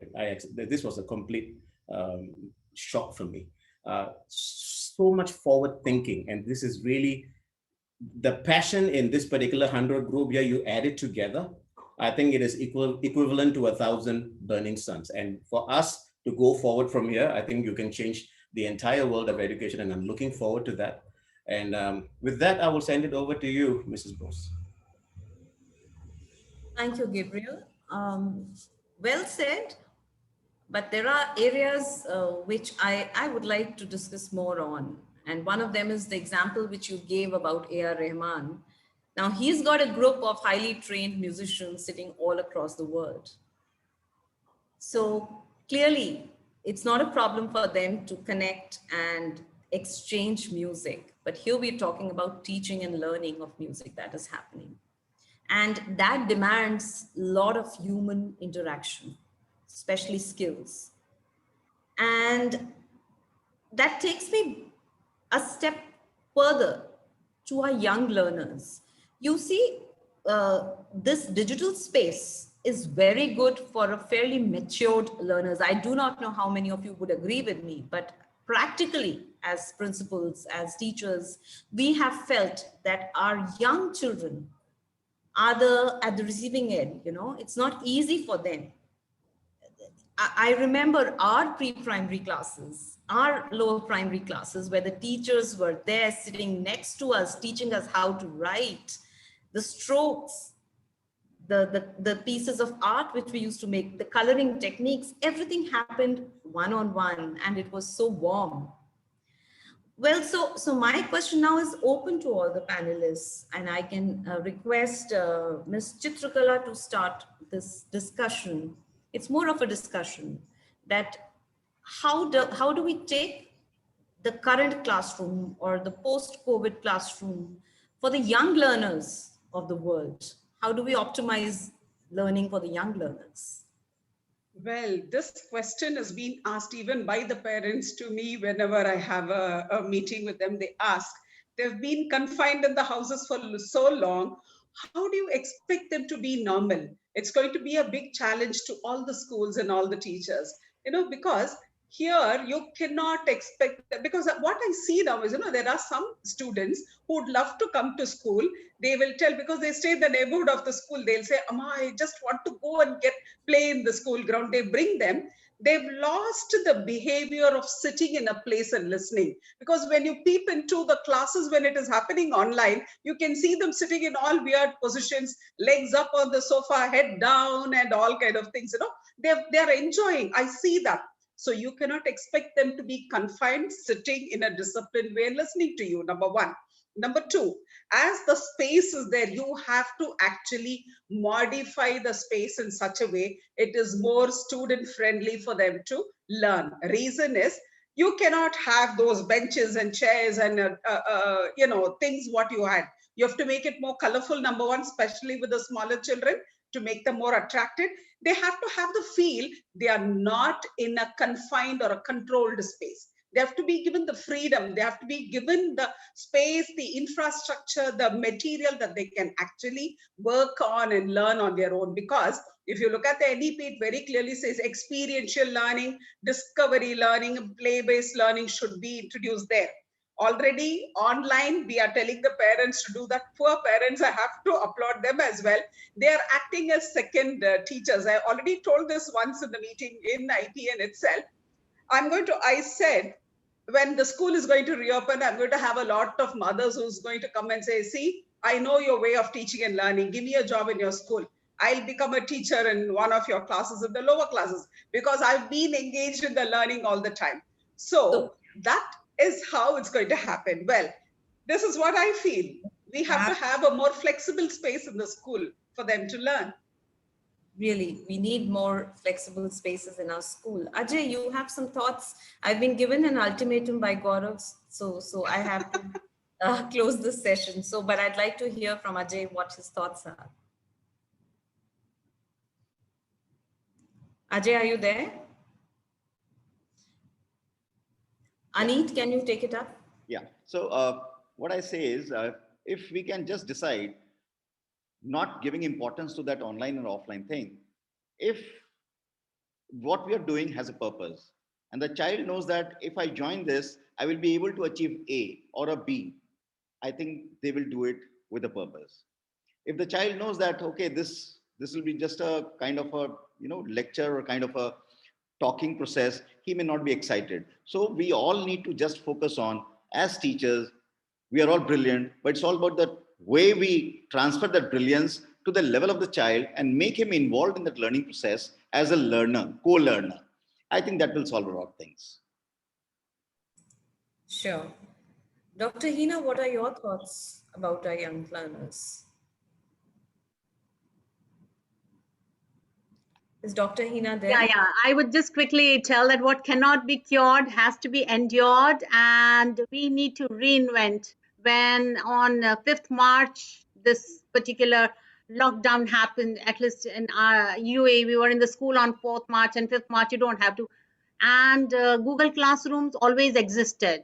Zoom platform, everything was there, but we never used it. But how we overnight became heroes and tech-savvy technocrats, and we have done it. We have done it. Yeah, we have been there. We have done that, and we have won that. So I think when it's there, we are going to definitely take it up and again win it over.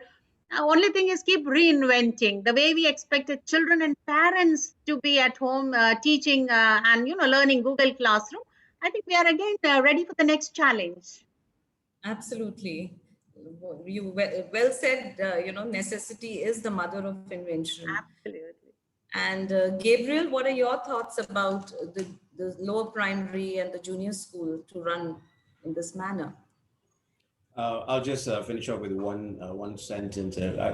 This releases dopamine. I don't know whether we know this or not. Dopamine is always associated with happiness, right? And dopamine is also associated with handphones, mobile phones, games, cricket, Netflix, Prime Video, and everything. When dopamine can be associated with learning experiences, now we've won.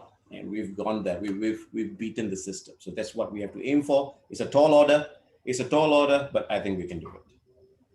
Yeah, that's a remarkable thought, actually, Gabriel, because that's why probably we are introducing gaming into education. Absolutely. We want our children to, study at the way they play, so that they get the same thrill in learning. So with this, we come to the closure or the conclusion of this wonderful panel discussion. Some remarkable ideas were exchanged. Before I bring it to the final closure, if there are any questions, if the audience want to, give a point or two, you're welcome to do so. Anybody?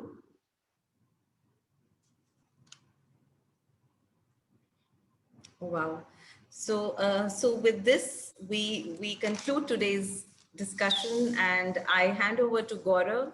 Thank you so much, all the panelists, for your wonderful ideas and thoughts. It was a pleasure meeting you online. Thank you. Over to Gaurav. Here. Thank you so much, Ms. Pooja.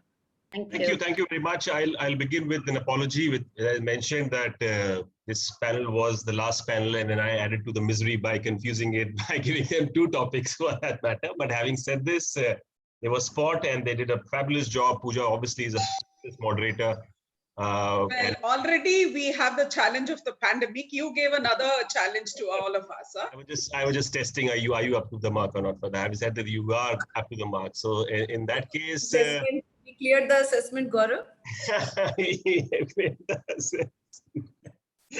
Okay, so now it's been two very, very grueling days, if I may say, really, in fact, but fulfilling at the same time. I am sure that everyone who stayed back deserves a round of applause. And along with the teachers, I think Neha, while she was saying that our teachers deserves a round of applause, I was really, in a way, it was a telepathy which was happening. I was at the same time thinking the same thing.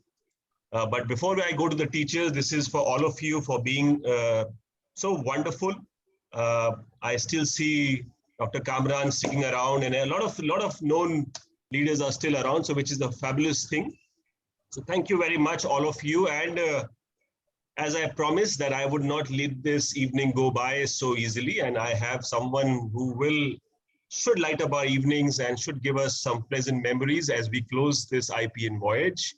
So I cordially welcome Sudhir. Sudhir is, as I said, I met him on the airport in 2019. I exchanged cards with this wonderful craftsman, if I may say. These are the young guns which we really have to back up. When they have the talent, we have to support them in a way. So he will be performing for us. In fact, he is, as a matter of introduction, one of the highlight of his career was that he was the finalist at the Asia's Got Talent, for that matter, apart from the India's Got Talent. So he is a prodigy in itself, and I won't say much. Watch out for his performance, and you'll actually become his fan. That's the way I would see it. So over to you, Sudhir. Let's do this. Hello, everybody. A very good evening. Thank you so much, Gaurav, for that amazing introduction. Thank you so much. And I'm very excited about today's performance because it's all virtual, but then Gaurav promised me that I will be witnessing one of the best crowds. So, I just got bumped into a session and then it was very informative. Well, to talk about my performance today, I would like you guys to hear it and then you guys tell me how it is. So let's start the performance and the show starts in next, say, 3, 2, 1.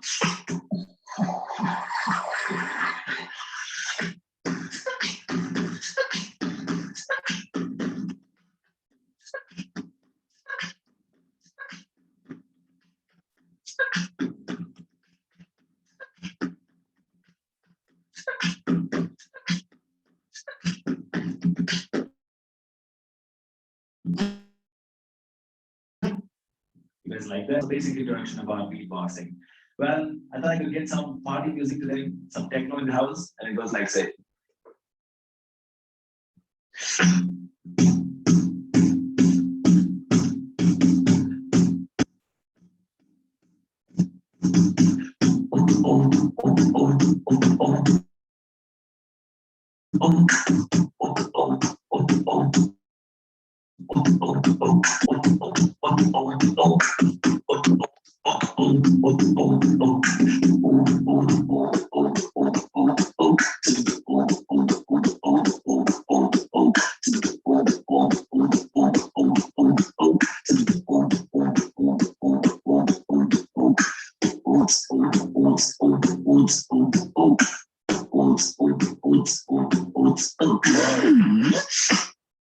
Well, so that was a basic introduction about how beatboxing sounds and the Western genre also about techno.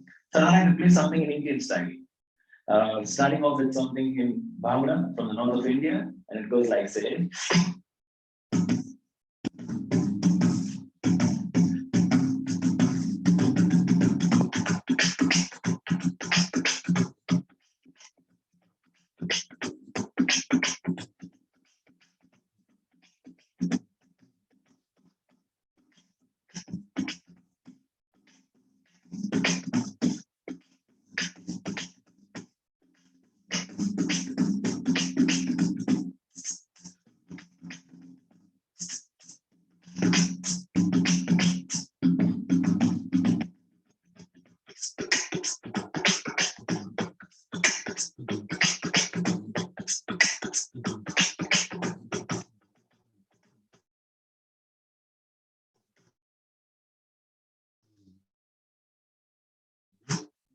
So that was all about the Bhangra. I could play something from the south of India as well. So the rhythmic beat of south of India, if you want to really love to dance, goes like.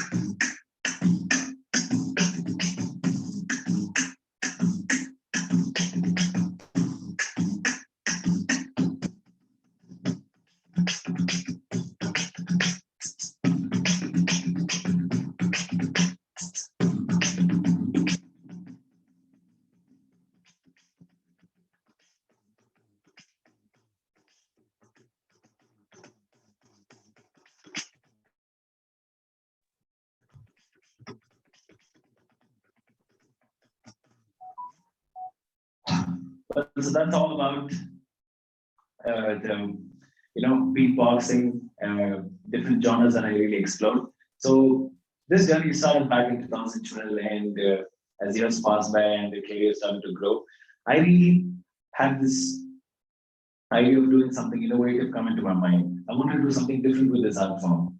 This art form was unique, but then I wanted to stand out of the box than just being called as a beatboxer. So that's when I got this idea of introducing an instrument to this art form. So I chose this beautiful instrument called the flute. So presenting some flute boxing for you.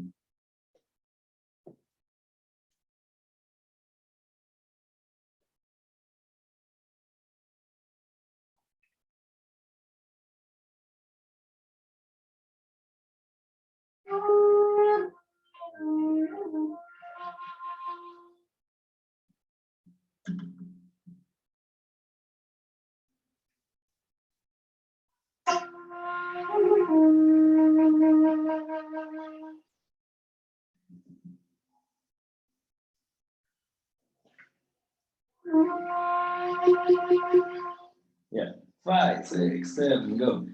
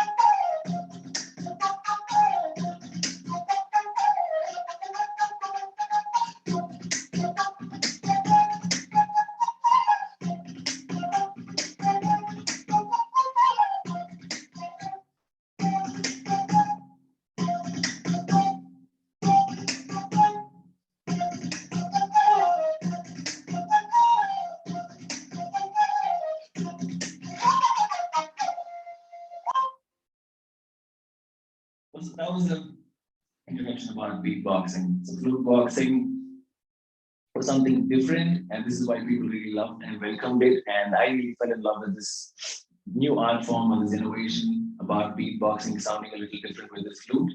So I thought why not cover one of my favorite songs. So I thought I could just play a few medleys for you guys. And starting off with the song Despacito.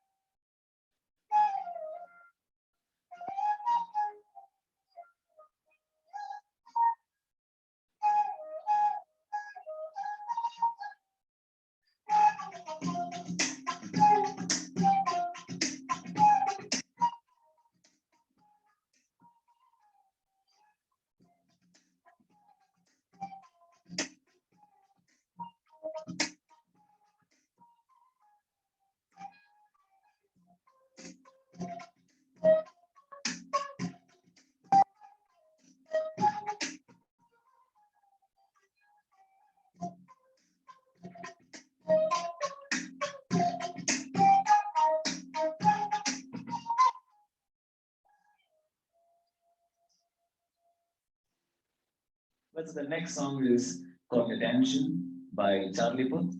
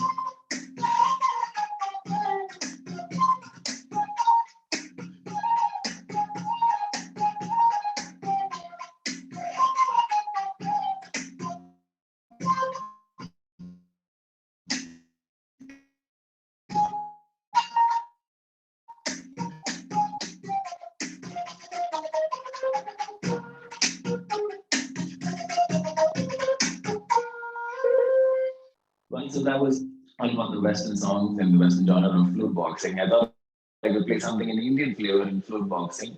So I chose the song Mukala Mukabula.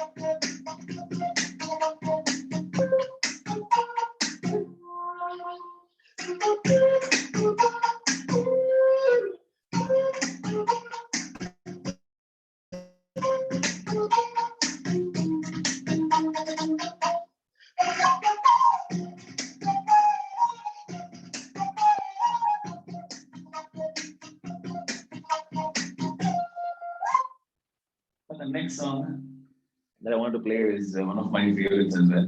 The song is called Rowdy Baby.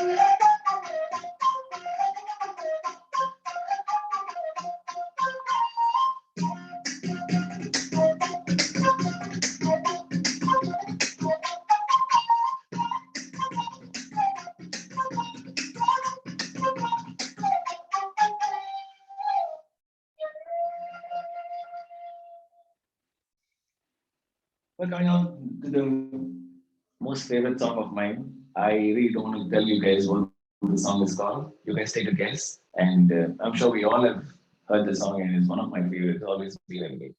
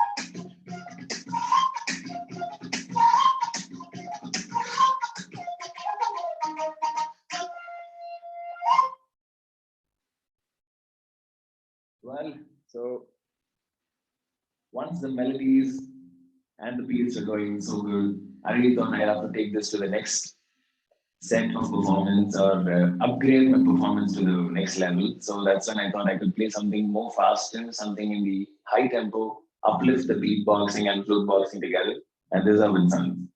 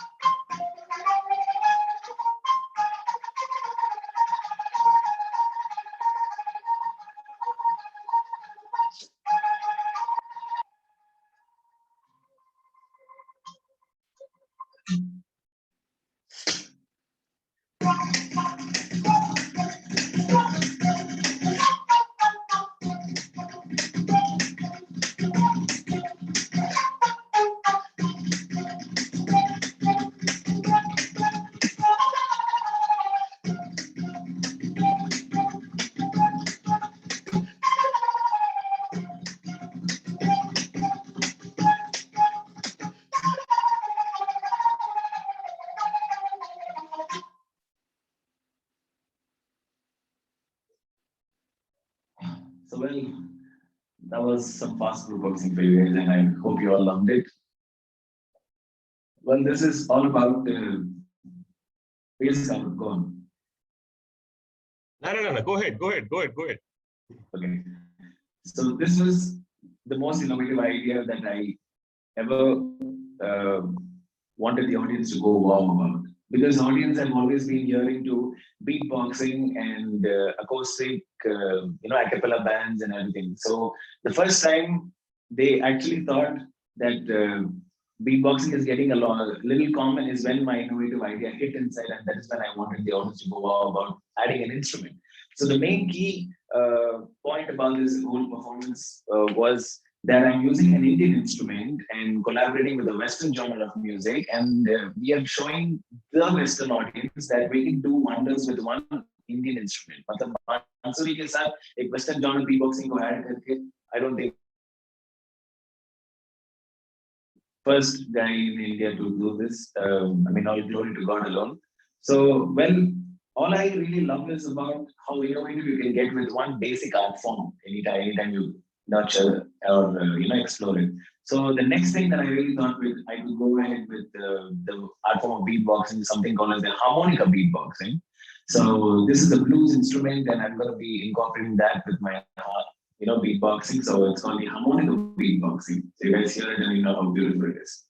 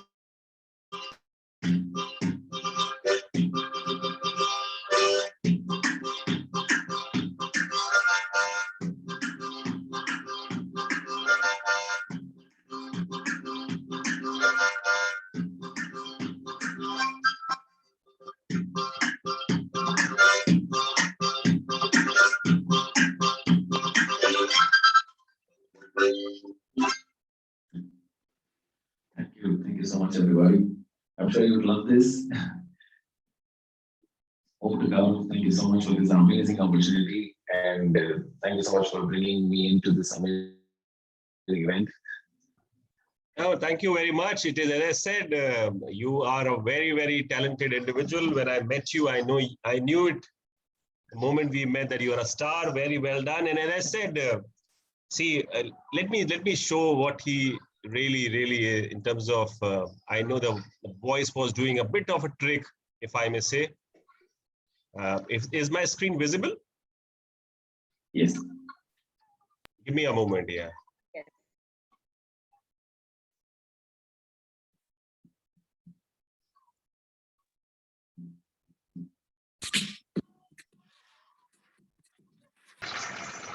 Wonderful.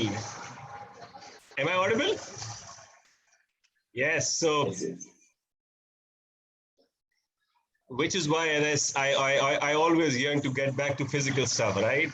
But when I met him, as I said, he was fabulous. And when I saw this, I was blown away, for that matter. And having said this, he still remains to be my star, and you are doing a fabulous job, champion. Continue the good Thank work, you. and it was a pleasure having you with us. And Thank you so much. It's the beginning of our association. We'll keep seeing you more often. Thank you. Yes, yes, exactly. Okay, so thank you very much, everyone. 2 lovely days. As I said, possibly I don't have words to describe how is what. And what a lovely end by having Sudhir with us, musical end to a lovely 2 days of learning, if I may say. That's the best way of ending a day, right? So thank you very much. We will send you all the literature which the speakers presented so that there's a repository to all of you. All the speakers have given us their content. And having said this, this is by no means, we are in fact overtly connected. I would say we are getting 3-4 messages on WhatsApp on a regular basis, which is type of a reminder on a daily basis. But IPN Voyage, we officially closed the 2nd edition of IPN Voyage today. Thank you very much. In fact, thank you each one of you, genuinely, when I say this, because purely I was really skeptical when it was Sunday. I thought, oh guys, how will we pull this off? This will be difficult. And given the fatigue the online has kept in, I mean, otherwise IPN has truly had, as I said, the phenomenal numbers when I say this, but the number doesn't really matter. What matters is that we had people who mattered. And I'm sure we had a great learning. That is no 2 ways about it. I would say too much of learning. Right, so hopefully we'll take it with a pinch of salt. I will be open to feedbacks, and that's the way I really work. That if you feel anything which we could have done better, please do write into us, or you all have my WhatsApp number. I will be more than happy to entertain all your feedbacks. Generally, on a Sunday evening, I won't want to keep you waiting for any further. Have a great evening, everybody, with your loved ones. It was a pleasure hosting all of you. If you have anyone has to say anything, which is don't say you did a good job. I said any observation, then I'm opening up the house. Otherwise, I'm saying bye-bye. Thank you very much and stay safe. Thank you, Mr. Gaurav. Wonderful. Thank you. Take care. And as I said, I have to also, my daughters are behind my back. They want to see television, and they saying, Dad, you have ruined our weekends for that matter. That's what I have been on to. So I won't really stay here for long. Thank you very much, everybody. Take care and stay safe. Bye-bye. Thank you. Bye-bye. Yeah.